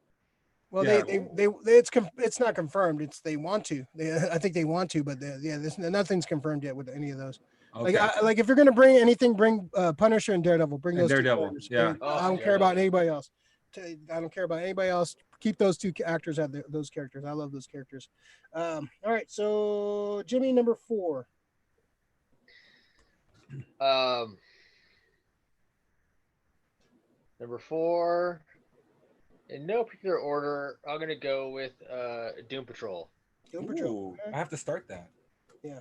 Because I'm a huge fan of the comics. You know, it's kind of like a weirder version of the X-Men. Yeah. Well, they can't. They kind of the history. Like they kind of. I know. They came out at the same time, like almost. So like there's been like, who ripped off who for the X-Men? But yeah, they're. I just thought like Brendan Fraser as Cliff Steele brings so much to the role. He's just hysterical, really. You know. Really? Yeah, I want to check this out, man. And the Negative Man they're all fucked up. Let's be honest. It's really fun. You know what I mean? Like they're all a mess. Yeah. Yeah, you see, like Rita Jetson, she's really hot, Elastigirl, then she like turns into a blob, you know. It's kind of like me, yeah. Oh yeah, you know. There's a hot girl buried within me, right? and by the way, Alan Tudyk as Mr. Nobody as a villain was outstanding. Oh yeah. Like, you'll make Bo and Michelle are happy right now. And you take a shot every time you say Alan Tudyk on the show. He has to take 2 if it's written down. So it's is the second season completed already? It's completed, yes. Okay. I'm a little behind in that, but the first season was just so good, you know. Yeah. It's another one that's high on my list. I hear only good things. I hear it's like good, and it kind of borrows from the Grant Morrison run, which I want to read at some point. Yeah, and some of the Gerald Way run too. Yes, like I said, it's I get weird. It's fun. Yeah, it's interesting, you know, and the characters they're all just really screwed up. Yeah, which you kind of like that kind of a realistic take, man. If people had superpowers and they're like mutants or had this tragedy happen, they wouldn't be all wearing Spanglets and jumping around and all happy and shit. You'd be fucked up. Yeah, you go through an experiment or some like accident and it fucks up your psychology, your physiology. You'd be fucked up. So yeah, it's kind of more after you or whatever's going on. Yeah, it looks cool, man. It looks I'm excited to jump back in there, man. I'm gonna definitely want to check that out. All right, cool.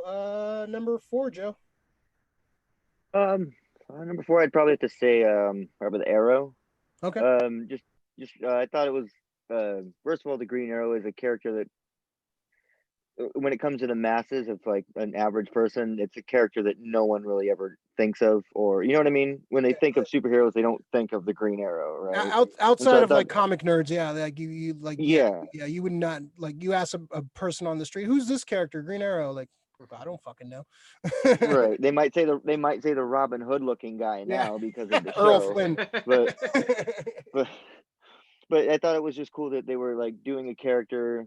Like I always like new things, so I like that they did a character that no one really thinks about, and it was at the very beginning it was really cool, but then like you said, it started becoming like the whole Scooby Gang thing. They needed to become a team, and then he needed what was his sidekick, Diggle. I'm blanking now. Speedy. No, yeah, there was Diggle, and then there was Speedy, and then Roy he had like all he had like all these 20 other Black extra Canaries. people. Yeah, I thought like isn't he's supposed to be like some like ultimate vigilante dude, and yet he needs all these extra people to help him. Like, where is this guy? Well, I don't know. Where is he? You know. So, now I gotta go save him. God damn it! Right. And it was like I've said about like a lot of other TV shows, it got too like dark and brooding. Like there was barely any upside to it. You know, everything was just dark, and it was just like no, like I like a little laugh every now and then, you know, break it up a little bit. I don't like dark and gloomy the whole whatever. If I'm binging a series or whatever it is, 6 hours, I don't need dark and gloomy for 6 hours. Throw me a chuckle every now and then and I'd be happy, you know. Yeah, but that's just me. It's a little chuckle every once in a while. Yeah. That's the thing that actually bothered me about like Arrow for so long. It's like you guys made Batman instead of making, Green Arrow. I wanted to see more like his, like his millionaire playboy. Yeah. He's an personality. asshole. Yeah, he's like a fucking Tony Stark up to like the umpteenth level, dude. He's like Tony Stark, but a liberal. He's like a super hardcore liberal. Exactly. So, I want to see more of that stuff. That's what. Yeah. He would get into like philosophical. I can't even say it. With Hawkman on the JLA. Philosophical. There. He would get in arguments like with Hawkman and like all these like debates about like governments and all this shit. Like the hard traveling heroes in the comic when he teamed up with Green Lantern, Hal Jordan back in the day, written by Denny O'Neil, Neil Adams. Great comics. Like just kind of like he was like the voice of reason for like the DC universe for a long time. And they kind of just turned him into Batman light, just like this brooding dark. I'm grumpy because I'm this. Like, I've learned to love Green Arrow, dude. Green Arrow's a great. He's a great character. I love Green Arrow, man. He's a great character, and I just thought like I didn't really get that out of that when I tried watching the show. I was glad that they included a lot of the villains, Merlin but Deathstroke and stuff. Yeah, but it's just it's just I don't feel like I got full on Arrow. I got some, like you said, Batman light. Yeah. All right, so that was number 4 for you. All right, so number 4 for me. I like this shouldn't be this high. It's kind of early for this show, but after watching last Friday's episode of this show, it's making my top 5. The Boys. Okay. Just for a lot, like the first season was great. I love the first season, and this season has been even better. And just the last episode of that came out on Friday, just put it on my list. And this, ask me again in a couple more seasons, maybe we'll screw the pooch. But as of right now, it's number 4 on my list. The Boys. Last week's episode was amazing. It was the most boys episode of The Boys. The comic is brutal. It's way more brutal than the TV show. It's way more like just sick and twisted. And the show is very sick and twisted too, but the comic is on another level. And this is kind of blended like the TV show and the comic. It was such a great episode. This season is amazing. I love this show. It's surpassing the book for me. I like the book to a certain point, but this is surpassing the book. It's a great show. Just for this season, a season and a half that they come out with, it's on my top 5. It's top 4 for me. It's a great, well-written show. Just really fucking good. So yeah, I'm loving this show, and so far it's on my list. And ask me again when the series is over. It may change. Maybe it'll get bumped off. But right now, it's number 4 on my list. Best TV shows, superhero TV shows. So Rick, what's your number 4? Okay, my number 4 is The Walking Dead. Oh, well, okay. Yeah. So it's not a superhero show. Oh, you're right. That's a show based on a comic book. Damn. You know what? Then I'm gonna have to add a quick one in there because it could actually jump ahead of those two. You guys already mentioned the Flash, the new one, but I fucking do love that old one. Yeah, it's just, what just it is. For the suit alone, man. That's it feels like when you watch it, the guy feels heroic. It feels like he will beat the shit out of you. Maybe at the time. Can you imagine if you had that casting with like just the CGI of what they can do today? It probably would have been like just the perfect Flash show because he actually does fit as Barry Allen. I think Grant Gustin would have made a hell of a Wally West to his Barry Allen. Okay, yeah. Yes. So I think in a perfect world, that's probably the show we deserved. But they gave us didn't they give us John Wesley Shipp as he came back as he was his father, then he came back as the Jay Garrick, which I liked. I love him in the fucking Jay Garrick old Flash suit. It works. He looks like an Alex Ross painting. I love it, man. I love Jay. I love all those JSA Golden Age characters. So yeah, just seeing him a Jay Garrick on the big screen with the fucking with the Mercury helmet and everything just brings all the feels. Yeah. So, and the fact, like you said, you got Mark Hamill. You can kind of hear a little bit of his early Joker voice, and when he's doing the trickster. Yeah, it's great. The fact that you did get to see a lot of his villains in that shit too. Yeah, and they were like, they were pretty they were like cheesy CBS money. It was cheese, yeah. But you have to remember, it's the 90s. These guys were still trying to figure out how to do a correct show, but they did they tried, man. And that theme was awesome too. The Danny Elfman theme. the Danny Elfman theme, yeah, yeah, it sounded very, it's like very detective and shit, you know. Yeah, and this came out after '89 Batman, so they're just trying to capture that, like that, that vibe. But yeah, the suit was amazing. Yeah, like it's TV special effects early '90s, And Yeah. I would love to see that series Done right. If it had like a second, third season, see where it would have went. So Yeah. yeah, remember he fought like the blue version of himself. That was like the Reverse Flash. It was like a clone of him. It's like it was a red suit but just blue. Hey, man, I have that series, the first season on DVD. So was that on the Disney the DC universe? Was that was on there? Oh. Yeah. See why wouldn't they throw that on there? Like why wouldn't Possibly? They don't remember them ever advertising it. Yeah, because they do own all that shit because WB owns it all, right? DC owns all Time DC. Warner. DC. Yeah, Time Warner. Yeah, I don't know. Maybe the rights are somewhere else, but yeah, they should. Yeah, why wouldn't you throw that show on there? They had like the old Shazam on there, believe it or not. Oh, really? Yes. Traveling around in the van. Yes. Wow. And they did an interview with the guys who were in Shazam. They had it's like a making how they did it. And it was really cool. Oh wow. Anyways, I don't recall seeing the original Flash series though. Oh wow. Yeah, it could be the TV rights belong to somebody else. Yeah, maybe. Who was it? Was it CBS or NBC? I think it was on CBS. Okay, could that have been a thing? Because CBS that's not like anything having. I don't know. That's probably some kind of weird. That's a big network right now, or it's not defunct or anything. I gotta look at my DVD and see who produced the DVD. So that will definitely tell you how it came out. I mean, they got the rights in the current TV show to use the trickster costume. You recall? Yeah, that's right. Yeah. Because they had a picture of it. Like remember they had the look at the computer screen. They showed the Mark Hamill as trickster back in the '90s.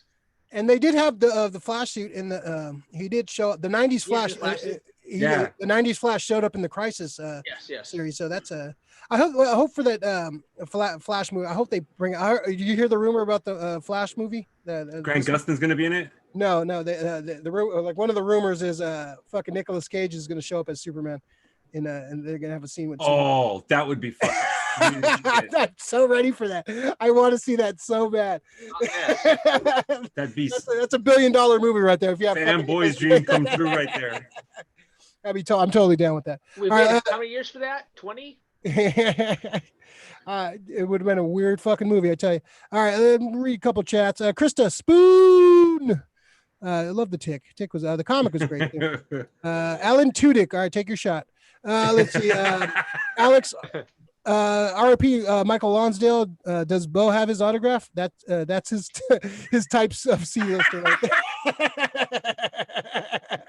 Damn, the trolling. New level. Alex. Brutal in the chat. Oh man.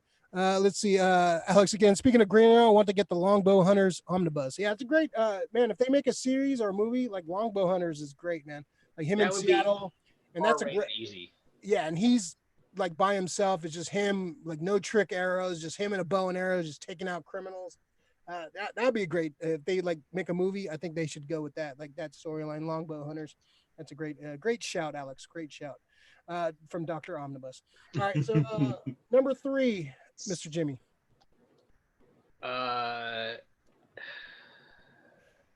Daredevil. Okay. Could go higher, but I'm just making something go along. I have it written down here. I can't decide. Yeah. All right. Yeah. What do you love about the show? The character Daredevil, the guy who played him. Charlie Cox, man. Charlie Cox. Charlie Cox. Yeah. Thank you. Oh, love him. Yeah. I mean, he played a blind man like perfectly. Yeah, he actually trained with a blind guy to like get his using the stick and what to like the mannerism and stuff. So he actually like did some research. Okay, makes sense. Yeah. He's very good. Just he brings a lot of humanity to the role. You know what I mean?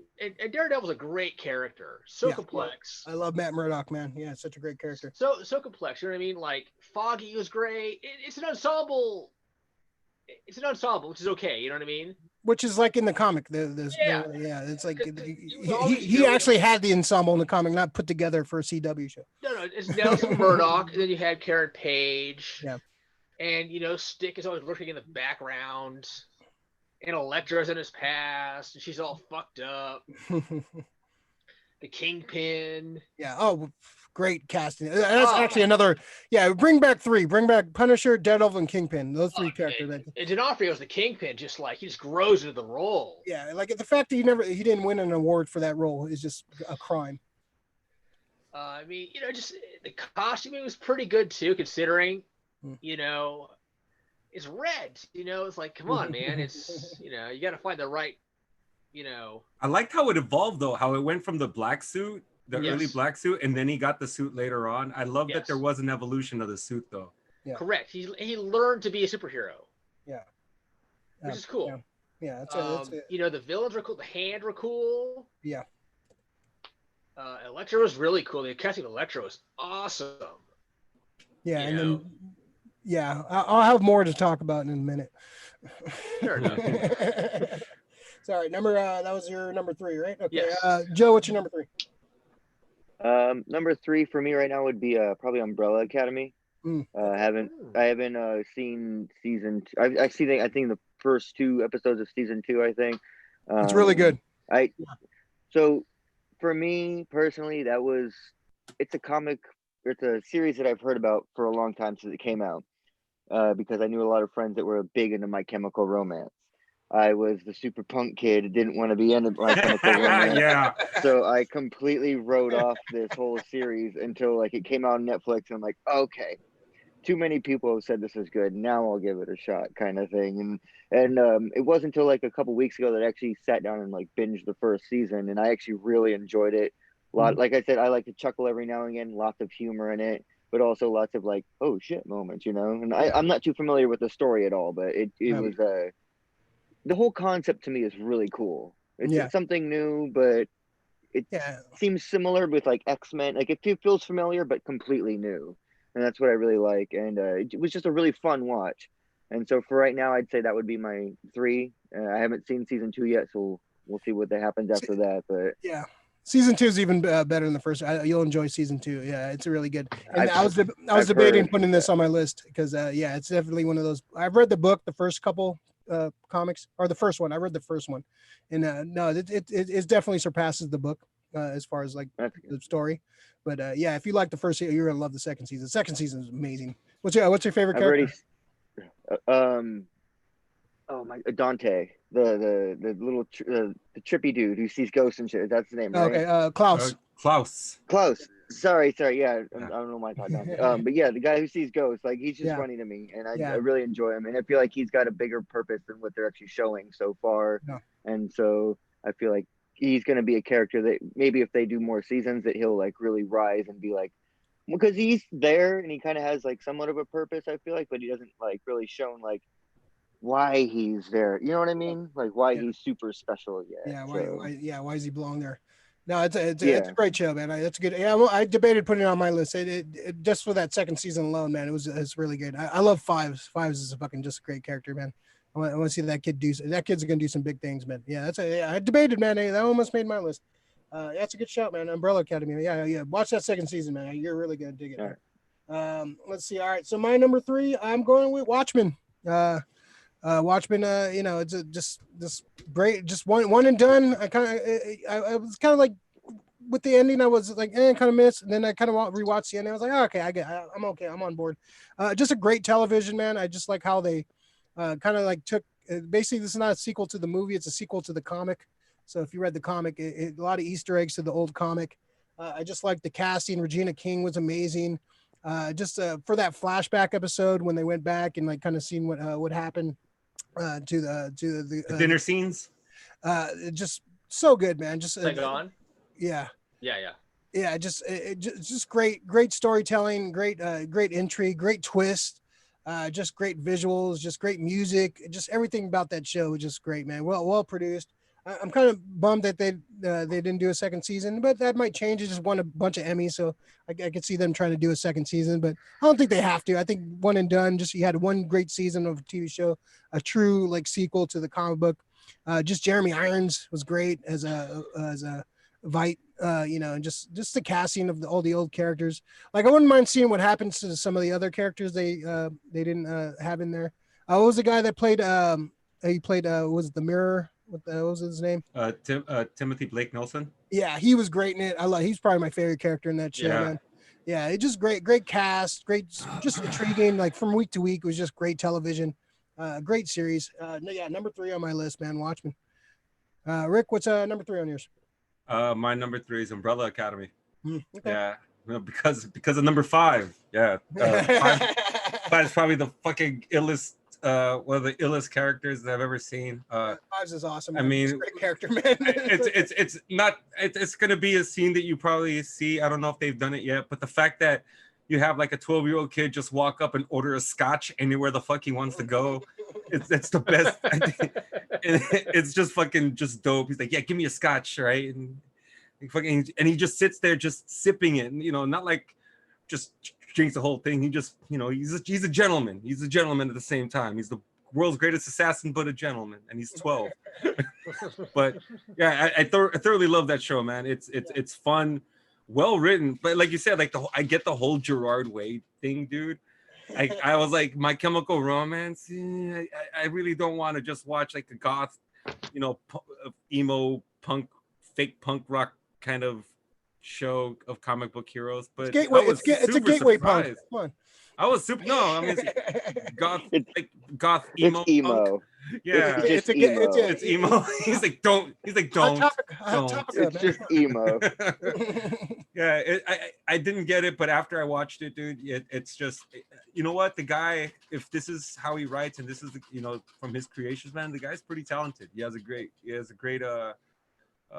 great world that he's created. And yeah, I do like the whole thing of the Umbrella Academy. I can't wait to see what they do in season 3. Yep. Yeah, because I'm excited for you, Joe. I'm excited to watch that. Watch it through your eyes, man. Dude, I binge watched that as soon as I started it. I binge watched that whole thing in probably a day. Yeah, it was hard not to watch the next I just episode, kept on going. I couldn't stop. Yeah, it's a great watch. Great musical choices, great. Great everything. Visuals, it's just great stories, man. I'm digging that. Yeah, I almost made my list. Yeah, I was very close to making my list. All right, let's see. Now we're on to the Deuce. Let's see. Number 2, Jimmy. What do you got? I go Stargirl. Wow. Okay. Nice. All right. It was. I mean, yeah. See, I need to watch this, man. It's probably set for a younger audience, a more female than me. But I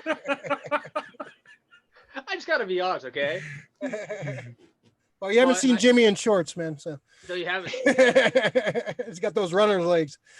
But the girl who plays Courtney's really good. Yeah.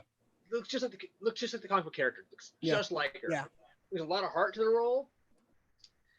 And oh god, her stepdad? What's his face? It's Luke Wilson. Luke Wilson, right? Wilson is excellent too. He's a lot of fun. I yelled at Luke Wilson once. Was that a Willie Nelson show? Yeah. Yeah, I remember. That's where you'd find him. But he's walking in the middle of the stagehands, man. I had to yell at him. Come on, Luke. What the fuck? The costume is excellent for Stargirl. Yeah. They nail it. It doesn't look stupid either somehow. Yeah. Make it look good on TV, which is saying a lot. Yeah. It's all right. When you have those bright colors, it sometimes doesn't translate. It tends not to. Yeah. The robot looks really cool. Yeah. And the villains were excellent too. Really? Yeah. They brought back a lot of the old JSA villains. So you're talking about the Injustice Society of America. Oh, see, I need to watch this show, man. Fuck. Yeah. And what else? Oh wow! And they even bring back the All-Star Squadron too. Oh really? Yeah, that's for that one. Wow. Yeah, that was have they mentioned any Infinity Inc. characters? The Infinity Inc. was all the kids of the JSA characters. No, but they're getting to that. I think. Well, she's kind of the beginning of it, I guess. Okay. Yeah. She's going to be. They're reviving the JSA. I'm down. I need to watch this fucking show. How many episodes are they in? They just finished the first season at 13. 13, okay. All right. This is not on HBO Max yet, right? No. It's CW. It's on. Okay, yeah, yeah. CW. I'm waiting for it to pop on one of those sites so I can like just binge it without commercials. Netflix now, I think now. Is it on Netflix? Is it? Am I making that up? Check. Let me see. I Make may it be up. making that up. Stargirl streaming. I think it was on the DC universe, right? Yes, it was. Yes. That's what That was like it was supposed to be on there first, right? With it was on there and the CW. Okay. Put them on both. Let's see where we at. Oh, no way! I'm looking at the who's like the recurring characters in this. That's pretty dope. They got Justin the Shining Knight. He's a dude. He's one of the seven soldiers of victory. He's fucking dope, man. Oh my god. Dragon King. Yeah, they got Dragon King. Henry Thomas plays Dr. Midnight. They even have like a CGI Solomon Grundy. I need to see what I need to see what that looks like. So Jimmy, you said you finished the show, right? Yeah. Dude, did this have any of that Arrowverse? Yeah, I'm sorry to like shit on the Arrowverse so much, but does this have any like the Arrowverse kind of like stamp on it, or does it feel like it's something new? It's less Arrowverse, more of its own thing. So it's less CW-ish. It's set in the same universe too, right? It's a different universe, right? Different universe. Yeah. Jeff Johns wrote the TV series as well. Yeah. Okay. And he wrote the original series where Courtney comes out called Stars and Stripes. Like one of it, I think it's one of his first DC work. It's great. It's a great story. It's great. Like it's very close to that. Okay. Well, I'm down with that. It has a lot of heart. I mean, like I said, it's a little bit female centric. Yeah. Which is fine. Well, but it's very well written. And like I said, Courtney does a great, the girl does a great job playing. She looks great. She looks like exactly how she looks in the comic. Like she's like got that spunk, she's got that spunk about her. Like she's very spunky. Yeah, she's got like she has that is that Kim Basinger's kid? It's not actually. Okay. No. I thought so at first, but it's not her. Okay. The villains are really cool too. Mm-hmm. That's what I've been looking up. Who the villains? Yeah, those are cool. I'm totally down with this. I've been waiting for it to show up on streaming so I can just watch. I mean, when you bring the Dragon King in, you know it's gonna be good, okay? Lou for they got what Rex, the Hourman, Starman, Wildcat. Damn, dude, they got some hitters on this show. Yeah, I'm looking at some of the I'm looking at some Brainwave. Yeah, man. Oh shit. Yeah, they got some great. Yeah, they got some. They got Sportsmaster in there. That's deep fucking dark. They got some deep cuts on this, man. Jeez, wow, that's awesome. Yeah, no, I got to. This is definitely high up there, man. I'm just waiting for the show up on. I wasn't sure if I liked it when I first started watching it, and I got into it. And I'm like, this is really cool. Yeah. Yeah, I watched that pilot episode. I thought the pilot episode was amazing. You didn't see the pilot, Ray? No, I had him record. Like it didn't record for some reason. It didn't record the first one. It recorded all the other ones, so I haven't been able to like watch it since I don't have the first episode. What's the name of her staff? The Cosmic Star Rod. Cosmic Rod or something. Yeah, the Cosmic. Okay, so I thought it was originally Starman's weapon. When you have like a prop like that, sometimes you're afraid of the way it's gonna look on screen. But when I saw it on that initial show, dude, it looked damn good. It didn't look like it doesn't look like it's a fake toy she's just carrying around. It looks like it's a formidable kind of a weapon, you know. It is. And she actually showed up on Smallville too, like one of the last seasons. Like she actually looked pretty good on Smallville too. The character of Stargirl showed up. When they're doing the JSA stuff, they had the Courtney Stargirl on there, and she looked pretty good on that. I forgot who played her, but yeah, she showed up before. Different. Oh, so it wasn't this iteration of this. Okay. She probably wasn't born when that shit fucking happened. No, probably not. But yeah, they had Stargirl on Smallville. Yeah. What was also cool is that they talk about like how the staff created and Luke Wilson points out, oh well, that was created by like Dr. Fate's like human alter ego. Yeah, that's awesome. He goes, that's a long story. We're not talk about that. So maybe second season they'll talk about how the staff is created. Yeah. Okay. That'll be dope. I'm totally down. Cool. Dr. Fate. Oh yeah. Oh. Courtney, was it? What the hell is it? Who played her? Yeah, when the JSA showed up on yes, What the fuck? Sarah. No wait. Britt Irvin. Okay. Yeah, she. That's the last couple seasons of Smallville was great. Yeah, that probably should have made my fucking top 5. Dude, Smallville was great. It's just Kristen Crook and the first she ruined it, man. and the first 3 seasons. I mean, the last 4 seasons, from season 4 and on, Smallville was amazing. Fucking they had Brainiac, they had fucking Hawkman, they had so many fucking villains and other heroes just started making appearances, just started making the series worthwhile. The first 3 seasons, I love that Jim's right. It's the story of Superboy, but it's just the fact that they took too long to get to the point, man. Lana just she just always had puppy dog's crying face almost every episode. It was that Clark, kiss me, don't kiss me kind of thing. It's like that shit got old super fast. All right, no more Lana talk. It's ruining the conversation. Just like it ruined Smallville. All right, Joe, what do you got number 2? So originally number 2, until I realized the whole thing about it having to be superheroes, was going to be my bad. Was going to be Tales from the Crypt, just because I love creepy things. It's a comic book, but not superhero. Yeah. So just because I have to throw a wild card in there, and it's nostalgia purposes, I'd probably have to say just Lois and Clark, just because I remember watching that all the time as a kid with my dad. Yeah.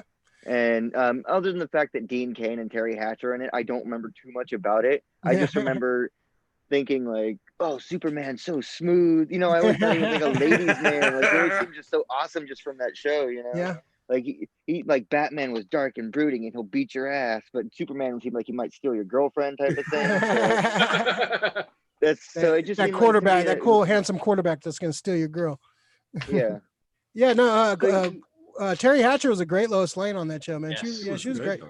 Yeah, the show was not bad, and like towards the end of the series, they kind of started getting more superhero-ish. Like before, like when the first couple seasons was more like a drama, a romantic drama. Office, but towards the office romance kind of. Yeah, show. and like towards the last season or so, they started doing like more Kryptonian shit and started getting more superhero-ish, and then they canceled the show. So, like that shows what people want. But that was a fun show back in the day. They had a lot of cool cameos on that show. They had Mr. Spitalik. Oh yeah.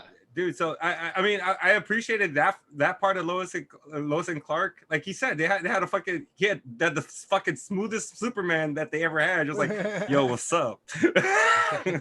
Yeah, that pilot episode was fucking. I remember that premiered, man. It was awesome, man. That was great. Like it was a big deal too. Yeah, it was good. Yeah, it was a big superhero show on the TV. So that's a good show, man. It was a good show, man. Like for the time, it was great, man. I haven't rewatched it in like fucking 20 years, but it was when it was on. It was a fun show.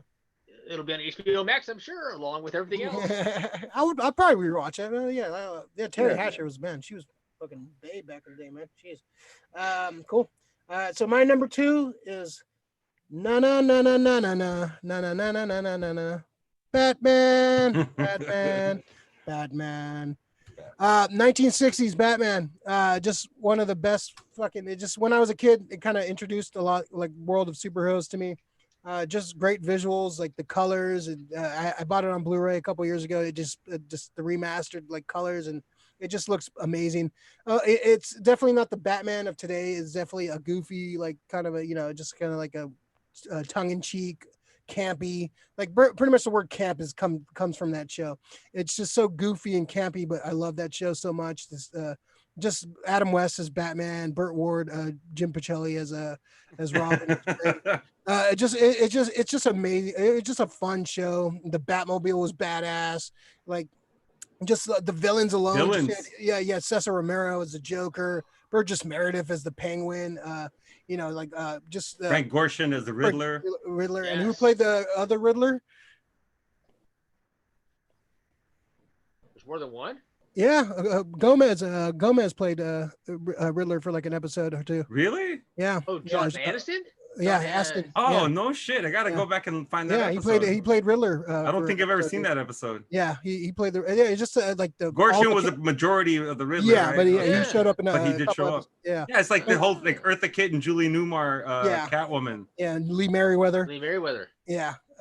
Just all the Catwoman were awesome. Just the visuals, just you felt like you're watching a live action comic book. The fights were like goofy, like the cliffhangers. It was just a fun show, man. It just like Like when they introduced Batgirl, like I fell in love with Batgirl when she showed up, man. Like it only had 3 seasons, but it had a lasting impact on me, man. Watching those reruns when I was a kid was just like my introduction to Batman and superheroes and stuff.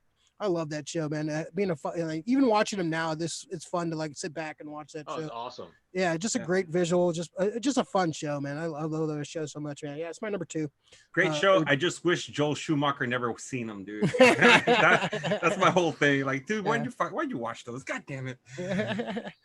So if anybody's watching right now, hit the like button. If you're not subscribed to the channel, subscribe to the channel. It helps out. So hit the like if you're in the watching the show. Just hit that like button. Let's get it up to 7 before the end of the show. It's on 3 right now. We'll get up to 7. Just we don't ask for much. So Rick, what's your number 2? My number 2 is Daredevil. The series is probably the best Marvel show that's on TV. I think the fact, and Jimmy went through it. The cast was great. I mean, you had Scott Glenn as a Stick. You had the kid who played the big bully, fucking Mighty Duck, is fucking Foggy. So it's cool. Karen was great. You had Vondi Curtis Hall as Ben Urich, and dude, D'Onofrio as Kingpin. I mean, he just chewed scenery every time he was on. He's a great villain. Just a scary fucking villain too. You didn't know what he was going to be capable of. Like any scene, you just didn't know he was going to snap somebody's neck or make you cry. Just didn't know. Yeah, he's just a fucking great character. It's just even like in prison, like he still had everything. Like just he still was a mover and a shaker. Just shows how much of a grip he has on the city. And dude, Charlie Cox, he's just dope. He's not only great as Matt Murdock, but dude, just the scenes where he's like the physical fighting scenes, you get to see him really get beat down. He gets his ass beat constantly. He faces off against a whole ninja clan in like a couple episodes and shit. And you know, he holds his own. Daredevil is not like Batman, where Batman is like just Batman probably would have survived everything and just walked through all of those guys. Daredevil is he's just a guy. He doesn't, you know, his senses give him the extra like acrobatics and all that shit, like, you know, but fighting styles, it's just him doing some old Jack Murdoch fucking boxing and beating the shit out of people. So that's what I love about Daredevil. Like, he really gets his ass handed to him sometimes. He's very flawed. He can be defeated, and that's sometimes like the thing that you sometimes really get invested in watching this character. Like, has great fight scenes. All of a sudden, he's like, oh shit, now he's getting his ass kicked. Wait, is he about to die? What the fuck? Yeah, next episode, then you have to actually binge watch the next one to make sure so you can go to sleep properly. So yeah, Daredevil is definitely my number 2. All right, no, I'll talk more about that in a minute. Let's Jimmy, what's your number 1? Well, you stole my number 1, which is Batman, the 60s series. I figured it would be up there for you.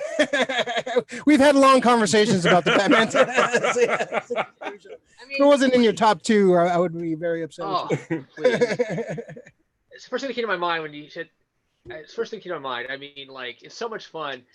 And a couple of years ago in LA, they had an exhibit of old props from that movie and like costumes, and it was so cool to see them. Right? Yeah. You know, you realize the show's ahead of its time, because back then the kind of fabrics they had available, and they had to be dyed to make it look good on TV, but the dyes would fade out under the hot lights of the set. So the costume didn't last very long. It kept throwing them away. They look gray. They get blown out, you know, by the heat of the lights. They had to be dyed, you know. And they had a Batmobile, which is really cool. One of the best Batmobiles ever. Oh my god, that car's enormous. Yeah, it's they had the Bat Cycle even. The Bat Cycle, yeah, the Batcopter. The Batcopter. They had oh god. The Bat Boat. I like Batgirl's motorcycle had the little frills, like the little frillies on it. Yeah. They went to costumes. Yeah. Yeah, great. Yeah. Well, who's your favorite villain on the show?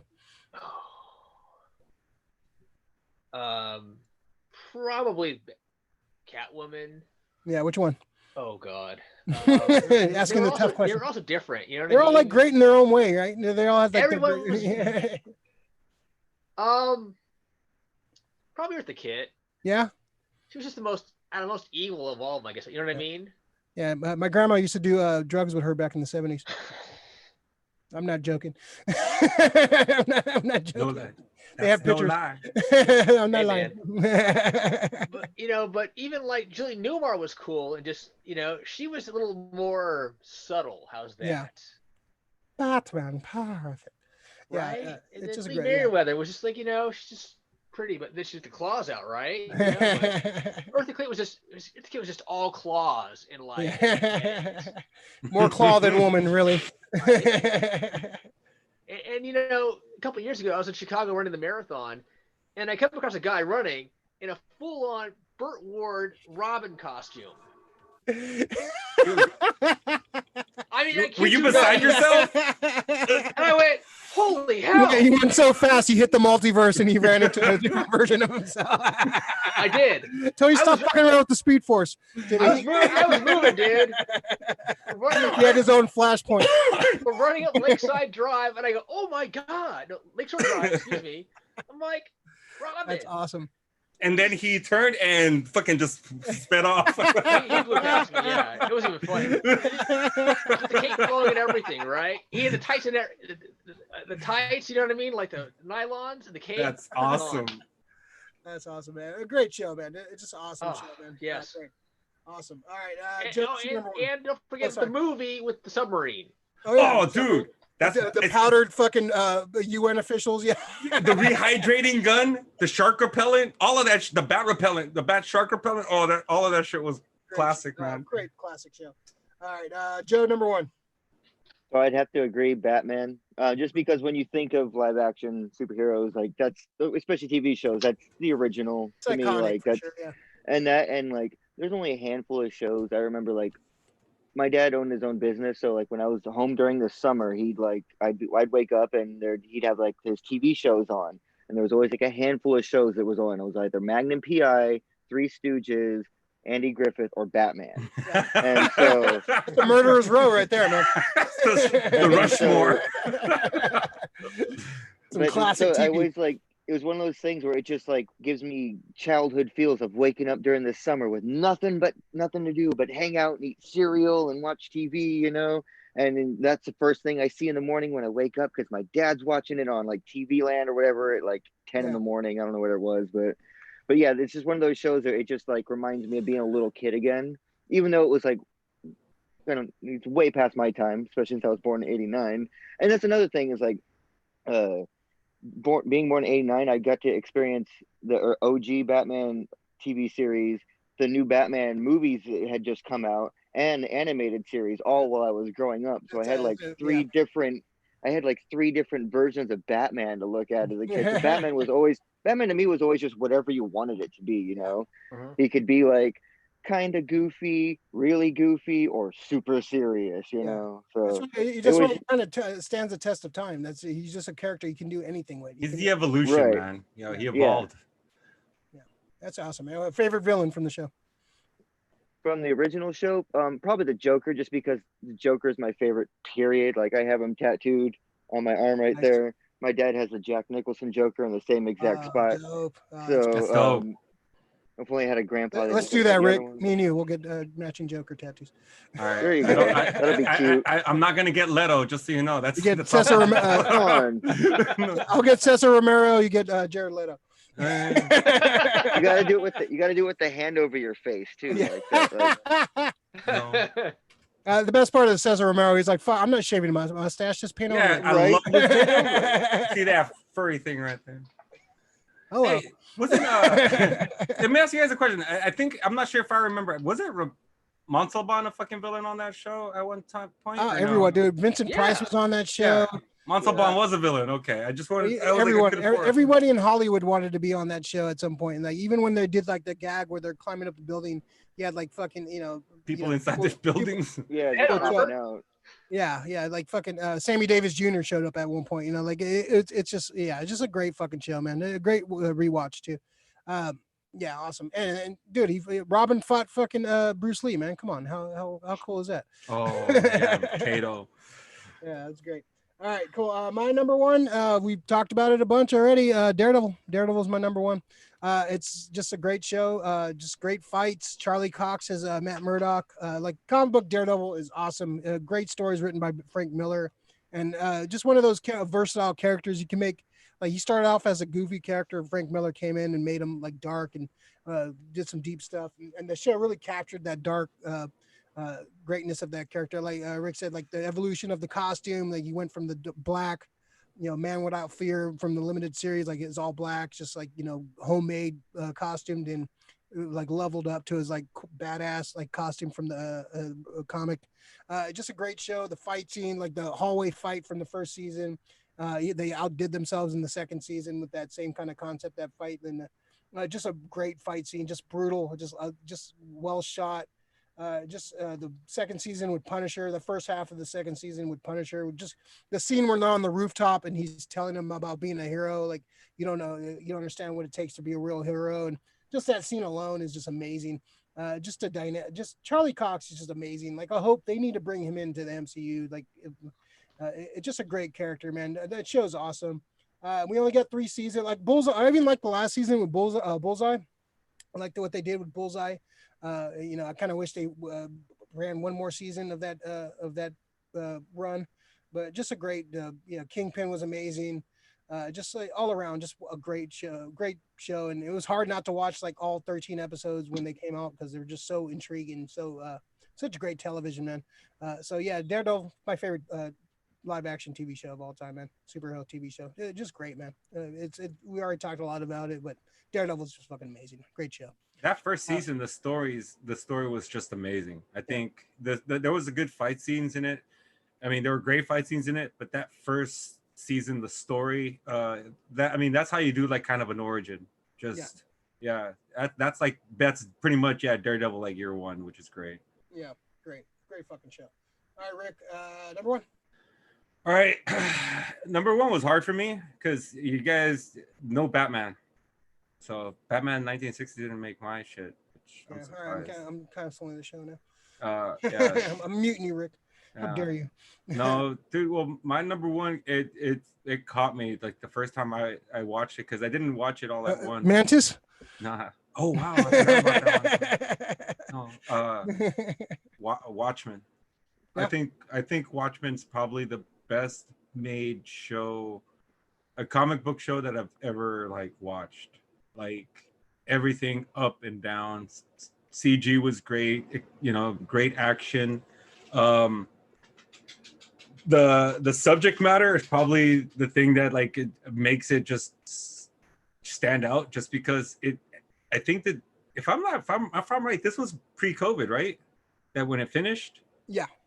Yeah. So this preempted, like they were ahead of all of this shit that was going on. I mean, if we were to watch this shit right now, it'd be parallel to, what the fuck's going on out there almost sometimes, just, not exactly, but, you just take certain things and there's just, it's a show of civil unrest and how, all these fucking just shadow societies fucking move and all the political games, and Watchmen's fucking great. It's relevant. Yeah, and I think that show, the way it was made, the flashback scenes to Saigon, dude, like you're right, that's probably one of my favorite episodes because that ties into everything, and it's like, whoa, this is the turning point. Because everybody knows where Manhattan's been hiding the whole time now. Mm-hmm. So I was happy that it was one season. Because I was so afraid as I was going through the show, I was like, this is something that they're going to beat to death. Yeah. I was afraid of that. I didn't want this to be that show. Do I want a second season? Fuck yeah, I do. And based on everything, I didn't know how much did this win? Did this win a lot of stuff? It won like a lot. It won like a bunch of awards. It won like the best limited series, and it won Regina King won for best actress. Yeah, because they won a bunch of like technical awards too. This is something that they might have to. They're probably going to be pushed to probably do something else. Don't If force nothing- it. If there's not a story there, don't fucking force it. Don't try to get out I of a think they mediocre have second season. I think they have a story. I just hope this isn't the Rock Band encore thing where they have everybody fucking chanting for like one more season, you know, or whatever. Yeah, and they play think one they of their have shitty it. songs from their later career. Yeah, I think that show probably works best as 3 seasons and that's it. Yeah. Maybe 2. Have an end game to it. Don't have Yeah. if you're gonna do it, make sure there's an end point and you have it planned out. Because I feel a lot of, I don't know about you, Ray, but there's a lot of shit that didn't seem tied up at the very end. Oh yeah, they left a lot of shit open. Too much open. I want to see what happened to Bite. Night Owl. I want to see what happened to a lot of the characters they left kind of open. So I wouldn't mind seeing some more for sure. Yeah, so that's my number 1. That's a good list, man. That's some good lists. There's some good TV we talked about, man. That's some yeah, man. Yeah. I think Daredevil was on most of ours. Batman was on ours. Yeah, that was some good shit. Umbrella Academy. Yeah, Umbrella Academy. I almost made my list. There's a couple of it's kind of easy and kind of a tough one to put together. I wanted to put a lot of those old ones because that's the stuff that I actually got me like interested in comics, and that was like sometimes your first exposure to them. Batman 67, Wonder Woman, yeah. So, but the thing that was like, it's hard. It's a nostalgia feeling is great sometimes because I'm a big nostalgia nerd. But after seeing where the character is gone, and I mean, I do appreciate like the old comics when I see, like the old, the old Batman stories. They're a little different than the ones, Snyder or, Tom King or all the new guys, right? But a lot of those writers are too. They're all like fans of that series too. Yeah, there's still it's still Batman. That's the thing. It's just an evolution of the characters. It's a good it's a good show, man. It's definitely awesome. All right, let's go through some chats real quick. Julius, what's up? What's up, guys? It's Julius. What's up, Julius? How you doing? Alex, holy crap! The new Daredevil books by Chip Zdarsky are straight fire. Yeah, I want to read them. I have the first book. I heard they're really good. And it's great. Like Daredevil's just one of those characters. Every like a writer could come in, there's great runs by Mark Waid, Ed Brubaker, Bendis, Kevin Smith. There's some great fucking Daredevil runs, man. See, it's Doug. What's up, Doug? I have no idea. I have no idea what you guys are talking about. But big shout out from Nashville, Ray and Jim. Do it, Doug. Hi, Doug. There you go. Anytime I saw Doug, I did that many times. Gen Expectations. Absolutely love Daredevil show. Miss Charlie Cox at Giant Con 3 years ago. Well, you're probably like taking care of Bo drunk in a parking lot somewhere. That's probably chasing after Uncle George. True story. Let's Alex, cool Army of Darkness poster. Joe. Yeah. I think Rick, I gave you that one, right? Didn't I give you that one? No, I got that one. I know. That one? No, not that one. I think I did. No, I bought that one. I don't think so, Rick. Yeah. No, I know. Also, that was the French poster, or which one was that? That's the Italian. Yeah, I think that's the Italian. I have no idea. Yeah, I love that. He looks buff as shit, though. Yeah, it's a great. That's probably the best poster. Right it's fucking Bruce Campbell. If they would have released that poster in the States, I think that would have been the shit that sends everybody. What the fuck I like is this? I like the regular poster too. I love that poster, man. Yeah. Jimmy, what's in your background? And we see some bobbleheads. We say, well, what's going on there? There's Crazy Crab right here. Oh shit! Can't really see this. Willie Mays is hiding. Sorry, hold on. Willie Mays. No, there's Willie Mays. Willie Mays Hayes. It's all whatever. Come on, light here. Rick Barry. Oh, Rick Barry. Wow. I thought it was Joe Montana too. Is that Freddy Krueger? Yeah. Dyack played for the Earthquakes. And that's Gaylord Perry, Hall of Famer. Nice. And nice. Jim Hunter, also Hall of Famer. See a Hulk there? There was that Hulk right there too. Oh yeah, Hulk. Yeah. Where is he? Nice. Hulk. Yeah. Cool. All right. Nice. All right. A bunch of geeks, man. Let's see. Lori, from what I understand, the Watchmen showrunners say they're done with the series. Yeah, they said that at the end of the series, like they're done. But dude, they'll if money talks, the HBO says, all right, you have creative control. You can do whatever you want. Here's a bunch of money. Make us another season. I want that crew to tell more stories right now, and like, because they got their hand on the pulse, man. Yeah. I think there are plenty more stories to tell. And even if they do like where it's like that has nothing to do with the series, just do something else different within the Watchmen. Within the Watchmen world. Yeah. Yeah. Right. A different angle on it. How's that? Yeah. Like, whatever happened to so and so? Yeah, I want to see what happened to Night Owl, man. I think that's a good story to be told. Yeah. All right. They say he disappeared, right? No, he was in jail. Oh, he was in jail. Oh, I missed that. Yeah, like, she was talking about, like, remember she was like, "Oh, I can get your boyfriend out of jail." Oh, that's right. That's right. That's right. That's right. That's right. Yeah. That's right. So I want to see that story, like how he ended up in jail and how he gets out and stuff. So that'd be kind of interesting. All right. So look. All right. So we got some time. Let's do some pull list. Pull list is basically stuff you picked up during like this recent time, and something you want to talk about, something you watched, something you listened to, good or bad, just anything you want to talk about that tickles your fancy. Joe, let's start with you. Anything you want to talk about, TV wise, music wise, toy wise, anything cool? TV wise, I have been watching just trash TV recently. Nothing but like reality shows, Jersey Shore, 90 Day Fiance, like the worst possible things that you can think of that I never thought I would watch. I am now watching just because I don't know. It just I'm run out of things to watch. I guess I really haven't. I just want to watch new things. But other than that, like I haven't seen any good new movies, or at least new movies.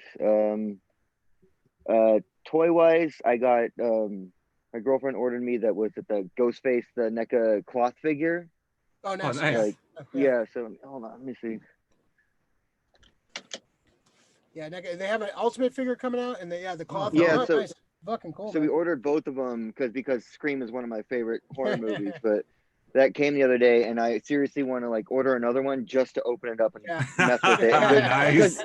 It looks so awesome in the package, and I'm usually one of those guys that's like, fuck the package, I want to play with toys, And this one, I'm just like, stab them. Yeah, I want to play Poseman. Yeah, so I just want to play with it, But this one, I'm like, oh, maybe not. Maybe I'll get another one. But I think we're expecting the Ultimate one too, which that one I'm stoked about. That looks awesome. Cool. Yeah, I might have to swoop that with one the up. different faces and everything. Yeah, it looks fucking really. So cool. I mean, that's just new. That's all the things I've new for me at least. A lot of trash TV. Yeah. Somebody did a mock-up, like somebody did like a fan did a mock-up for like some of the other characters in Scream in like the NECA style. They had like a Deputy Dewey and a Courtney Cox, and they look fucking cool, man. If I could get a Randy figure, I'd totally get a Randy figure. Yeah, totally. I get a Randy and a Dewey figure. Yeah, totally. Yeah, Randy sure. and Stu. Just to have Ghostface stabbing Dewey. Yeah, yeah. He's gonna get the job done. It'll be like one of those old figures. Finally, pump blood into it, and you just have blood spurting out of him all the way. Jimmy, what's on your pull list? What'd you pick up? Anything cool you want to talk about? Watch, listen to, anything you want? I binge watched season 6 of Agents of S.H.I.E.L.D. Okay. How's that going? Yeah, it's okay. How was the Ghost Rider arc on that show, or did you get there yet? I've seen it. I liked it. Yeah, I've seen clips of it. Yeah, I've seen clips of it. It looked Robbie cool. Reyes. Yeah. It references the Darkhold. It's very like black magic, kind of a thing. It's better than the movies. Well, we set the bar so high with the movies. Clearly. Thank you, Nick Cage. I thought he looked cool though. I mean, with like the chain, it was really like evil. Yeah, I like the way they designed the character. Yeah, he looks good.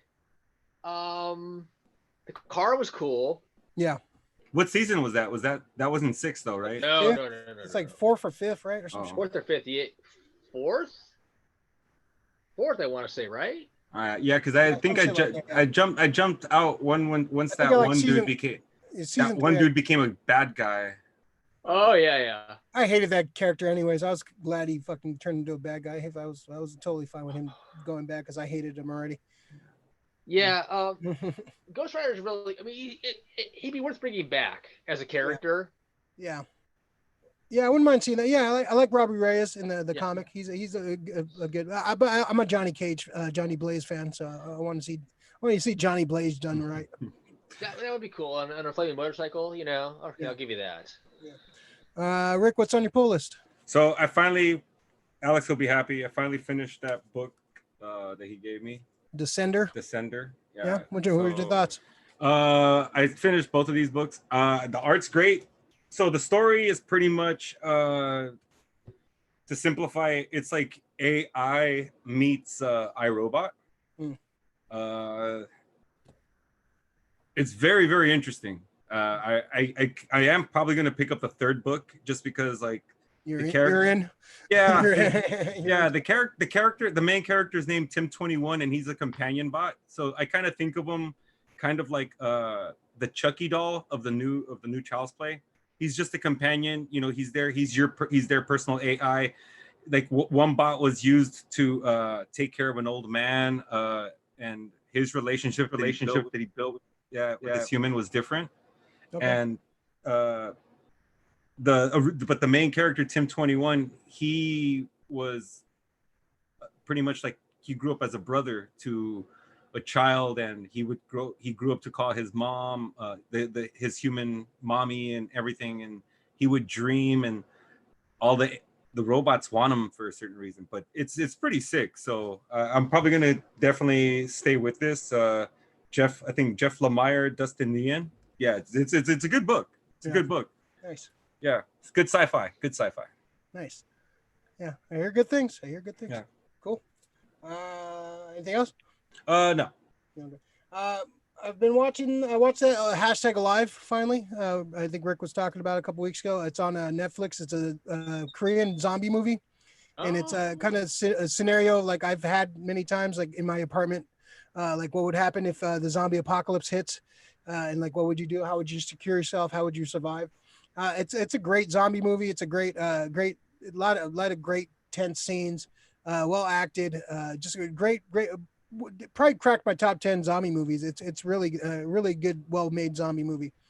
Yeah, check it out. It's on Netflix. Hashtag Alive if you like zombie movies, and if you live in an apartment and you've had that scenario in your head, like how would you survive a zombie apocalypse in your apartment? Your little like cozy little apartment. How would you survive that in an apartment complex? But it's a really well made. Just really well put together, well shot. Very cool. Very cool series, movie. It's on Netflix just for free. So if you have Netflix, watch it. Let's see what else.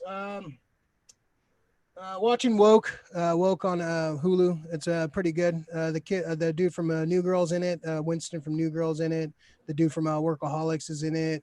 It's really good. It's set in San Francisco. It's about a guy who writes a comic, draws a comic strip.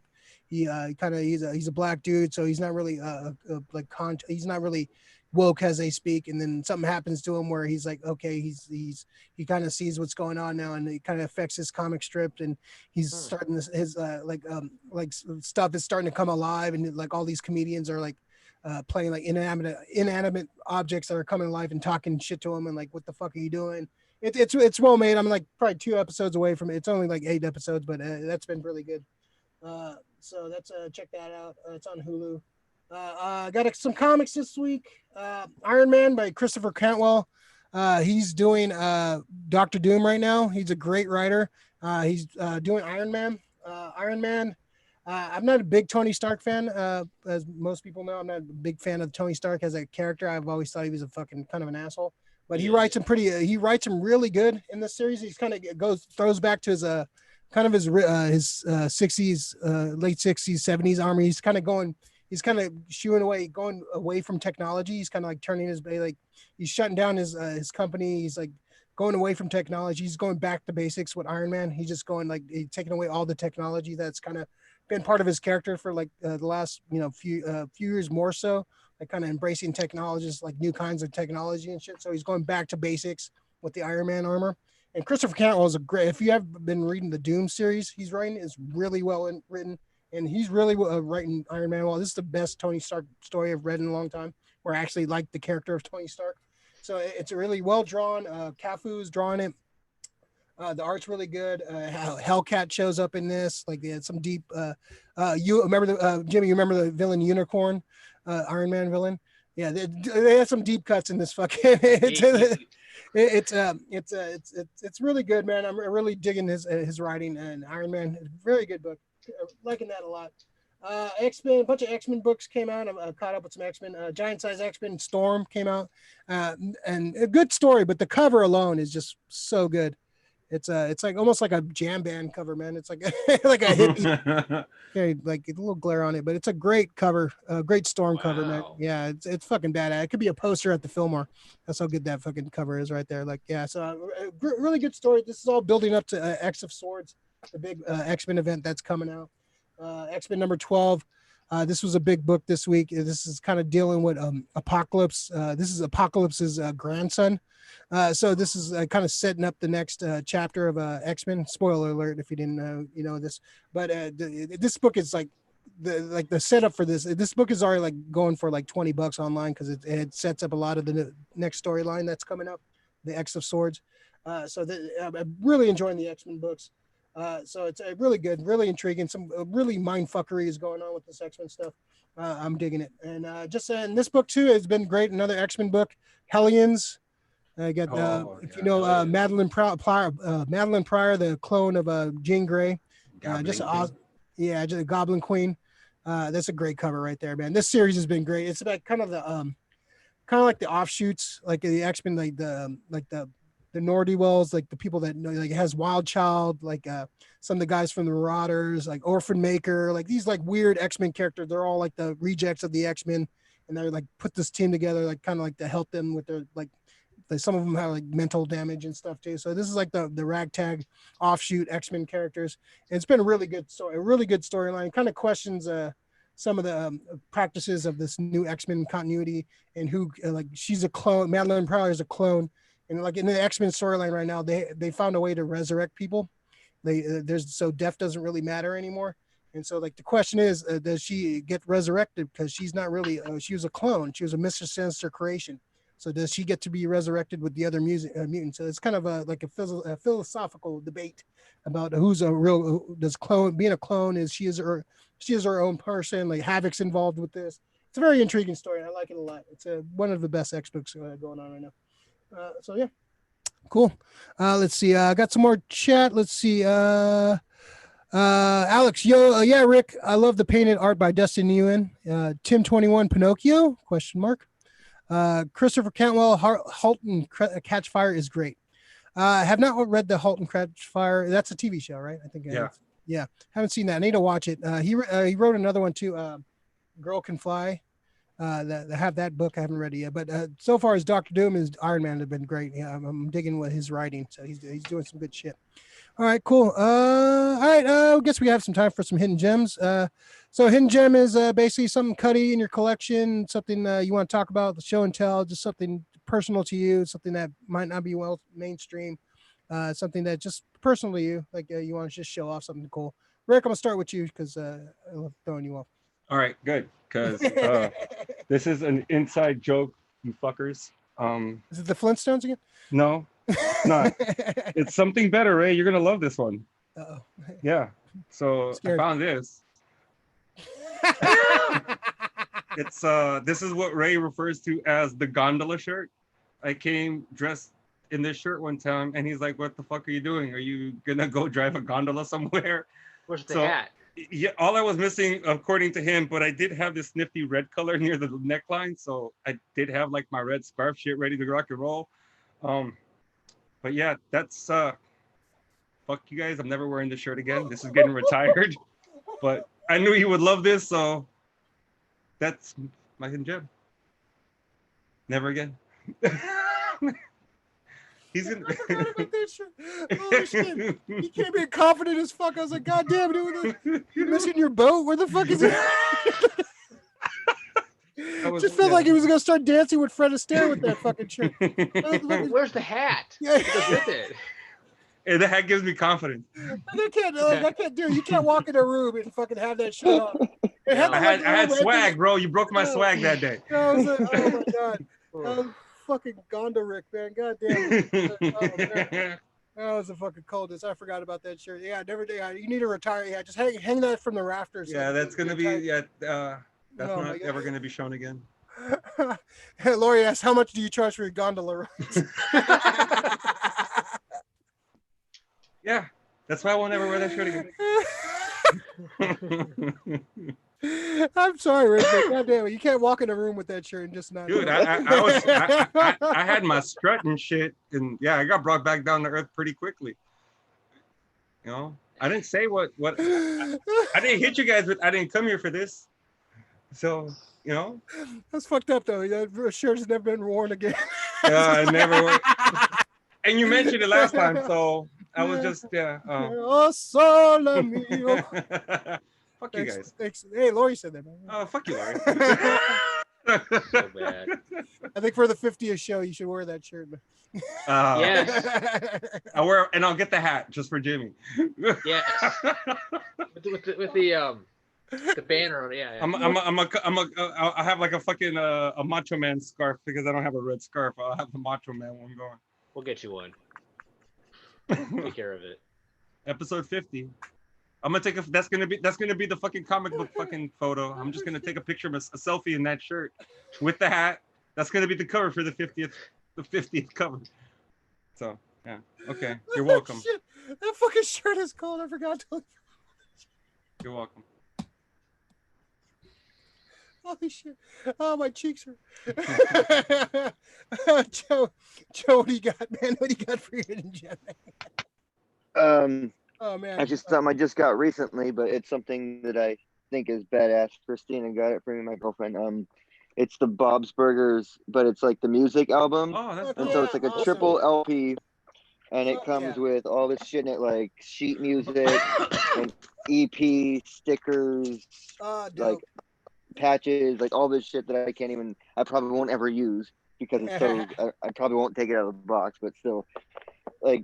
Yeah, I got the CD you- of that. I got the CD of the music. Yeah, it's. I was fucking gonna good. say, like, It's if you know good, me man. and Christina, we like to sing. Like, it's a joke between us where we like sing some of the songs they sing to each other. You know, like the "Thank You for Loving Me" song, and like the "Kill the Turkey" song. But I know it's So lame, but Oh, it's so it's good.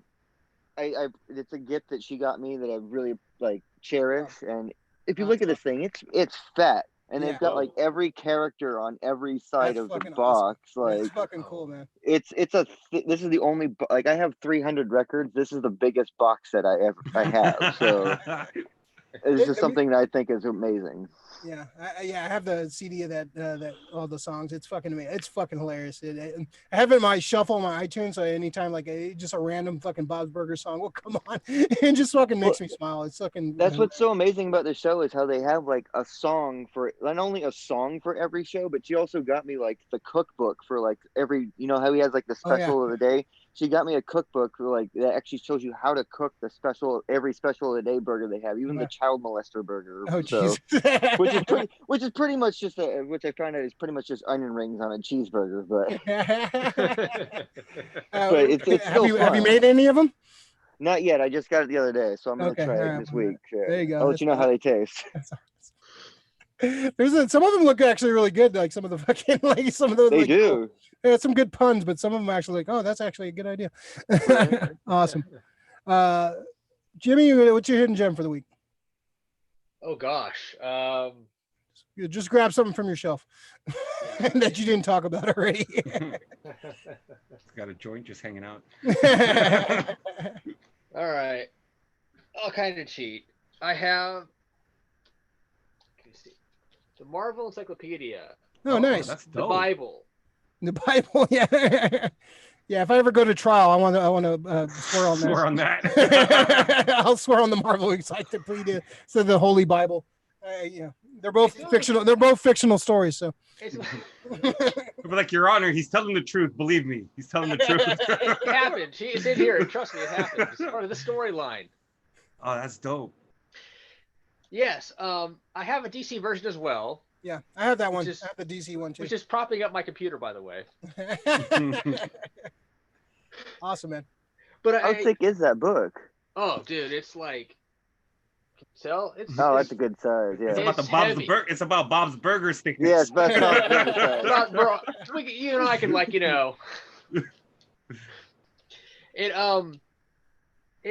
basically has almost every single character you can imagine. You know what I mean? Yeah. So it's very handy when you're watching a TV show some or movie with some reference, like who, what? You go through this book, and oh, I remember that. Oh, that guy. You know? Yeah, that's all. Yeah, there's so many cutty characters. That's why I like the Marvel Universe handbooks. I have those from like the 80s. So all these like cutty ass fucking obscure ass characters from like the 60s and 70s. It's great like seeing those like like especially nowadays like all these MCU they're coming out with these like super minor characters having these roles and like oh who the fuck is that? And you look that up. It's great. And I'm old fashioned. The computer, whatever. I'd rather Yeah, look no, at that's the cool. book. Like looking at the old books like that, man. Yeah, doing some old school research. It's awesome. Right? Yeah, that's cool. Good hidden gem. So my hidden gem, uh, Godzilla, the complete Showa collection. Finally bit the bullet and bought this. It finally went down on Amazon. So this is the first 15 movies of the Godzilla Posters? franchise. So this comes. This is like all 15 movies, like right there from the Showa era. And what's great about this, Alex showed this off before, but this has like art and tells like a story for every movie. And there's the great Art Adams does the Godzilla King Kong, but the art's really cool in this book. It tells a little blurb about it, and this has all like the original Japanese versions. This is a Criterion, Lori, just for you, Lori. Oh, that's dope. That's yeah, great. Oh, that's their Criterion Godzilla. That's sick as shit. Yeah, it has like the first 15. First 15. It's all the. It has like great interviews. It has like all kinds of behind the scenes stuff. Like the original like Japanese versions with the American subtitles. Like it is a great. I've been waiting to get this collection. I was gonna get it, and then it went up in price. Then it went back down recently. I was like, I gotta bite. I just gotta pull the trigger because it's never gonna get that low again. So I finally bought it.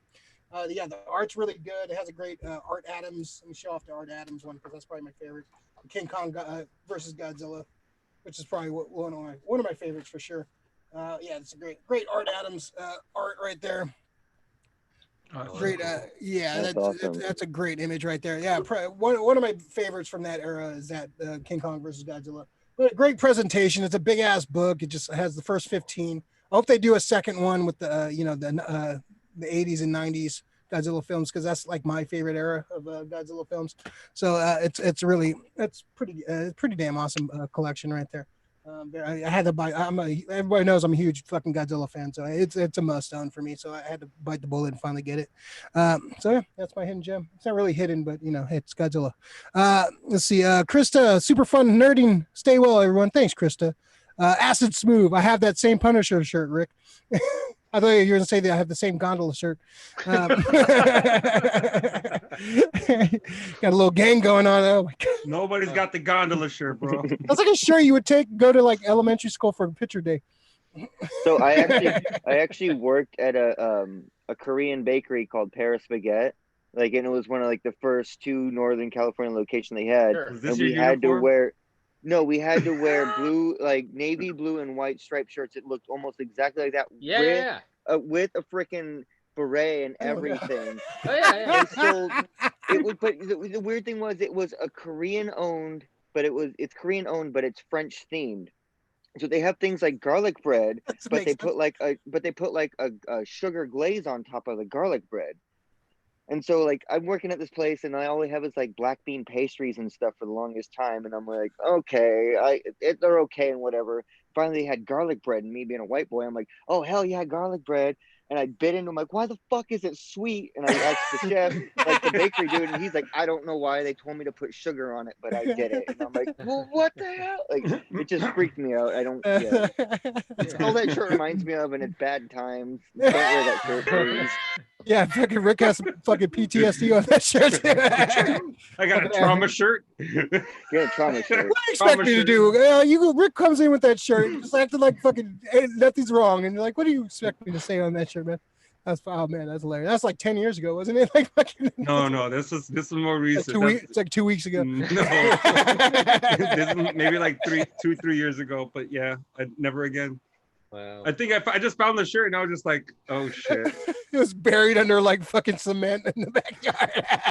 It's like when you fucking try to get rid of the Necronomicon and it just keeps on coming back and shit. It's like, oh god damn it, I thought I burned you. Yeah. Can't be killed. Awesome. That's fucking great. Lori, so jealous, right? Godzilla, how much was it? I was like 112 on Amazon. It was like 160 for a long time. So that's not went bad. Down back. Yeah, went back to 112. You get 15 movies. That's what, like less than that's like less than $10 a movie. So it's what, $8, $7 a movie or something like that. So yeah, it's worth it. And I had a bunch of these. I have like probably like 7 of them. So. And some of them I had to rebuy, but whatever, man. It's the Japanese versions, the high def Blu-ray versions. I had to buy them, man. And I think it has the original, the Japanese cut of the King Kong versus Godzilla, which I have not seen yet. I have not seen that version, so I'm excited to watch. That's probably the first one I'm going to watch, the Japanese version of King Kong versus Godzilla, without the American bullshit that ruins everything. Fucking America. Let's see. Alex, I believe that's 100th Criterion video. There's had to be more more than. Is that the 100th one? Wow, that's crazy. Fieldy was using it as a bed as a bed. The shirt. He wouldn't even touch the shirt, dude. Even he like boycotts it. So yeah. It's like something John from Garfield would wear. John Arbuckle. There's an Arbuckle collection right there. I didn't come here for this, right? Hey, you brought it out, man. Like fucking, that should have been buried. I had to. That fucking cursed shirt should have been buried. Yeah, man, that's just not good. I know. I had to bring it out though. Dude. Oh, my fucking face hurts, man. Yeah, you see, I can't believe you brought that. You shocked it with that shirt, man. Oh my god. All right, this is almost. I think this is close to being the longest one, man. I'll bring this shirt to House of Prime Rib Night. That's how I'll serve I'll serve the meal. Fucking dresses. Gonna have a boat walking in. Oh, fucking cold. All right, Joe. Any last words for us? Stay safe, everyone. Right That's all I have to say. Yeah. Yeah. Well, awesome, man. Thanks for coming. It's always fun having you on, man. You're one of the regulars now. Part of the rotation. Thank you. I love it. Jimmy, I think you're part of the rotation now too, man. You were great, man. I'm glad I had you on the Untapped Resorts, Mr. Jimmy Pacelli, man. Yeah, so I'm glad we got you on, man. You had some great stuff to say. Anything you want to shout out to? Anything you want to say? Final words?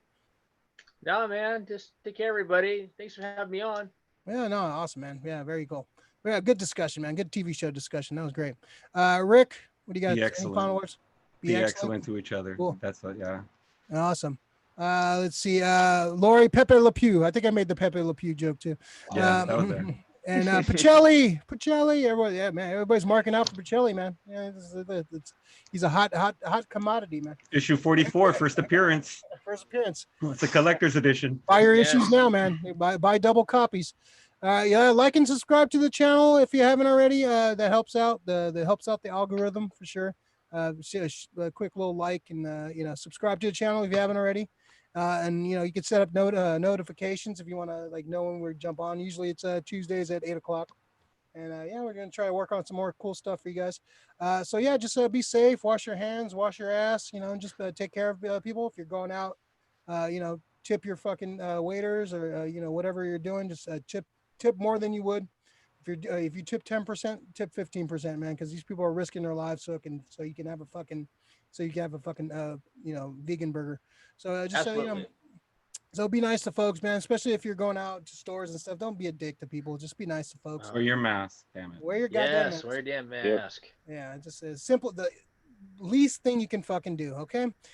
So yeah, thanks everybody watching it. Thanks for everybody jumping in the chat. That was fun. This was a fun show, man. Lots of fun, man. We have fun every week, man. Yeah. And, we're coming up on the anniversary, man. We're going we got coming up on a year. And tip your gondola driver. Lori must be drinking today, man. How many glasses of wine or blood did you have today? I'm telling you, dude, this shirt just really brought out a lot of fucking hate. I'm feeling shabby myself. It's cursed. It's a cursed shirt. It's like the fucking hat from What We Do in the Shadows. Oh, that's the coldest shirt, man. Oh my god, I can't believe you wrote that shit. That's fucking hilarious. All right, so just be cool, folks, and be cool and be nice and be safe, and hopefully see you guys soon. All right, cool. Thanks, everyone.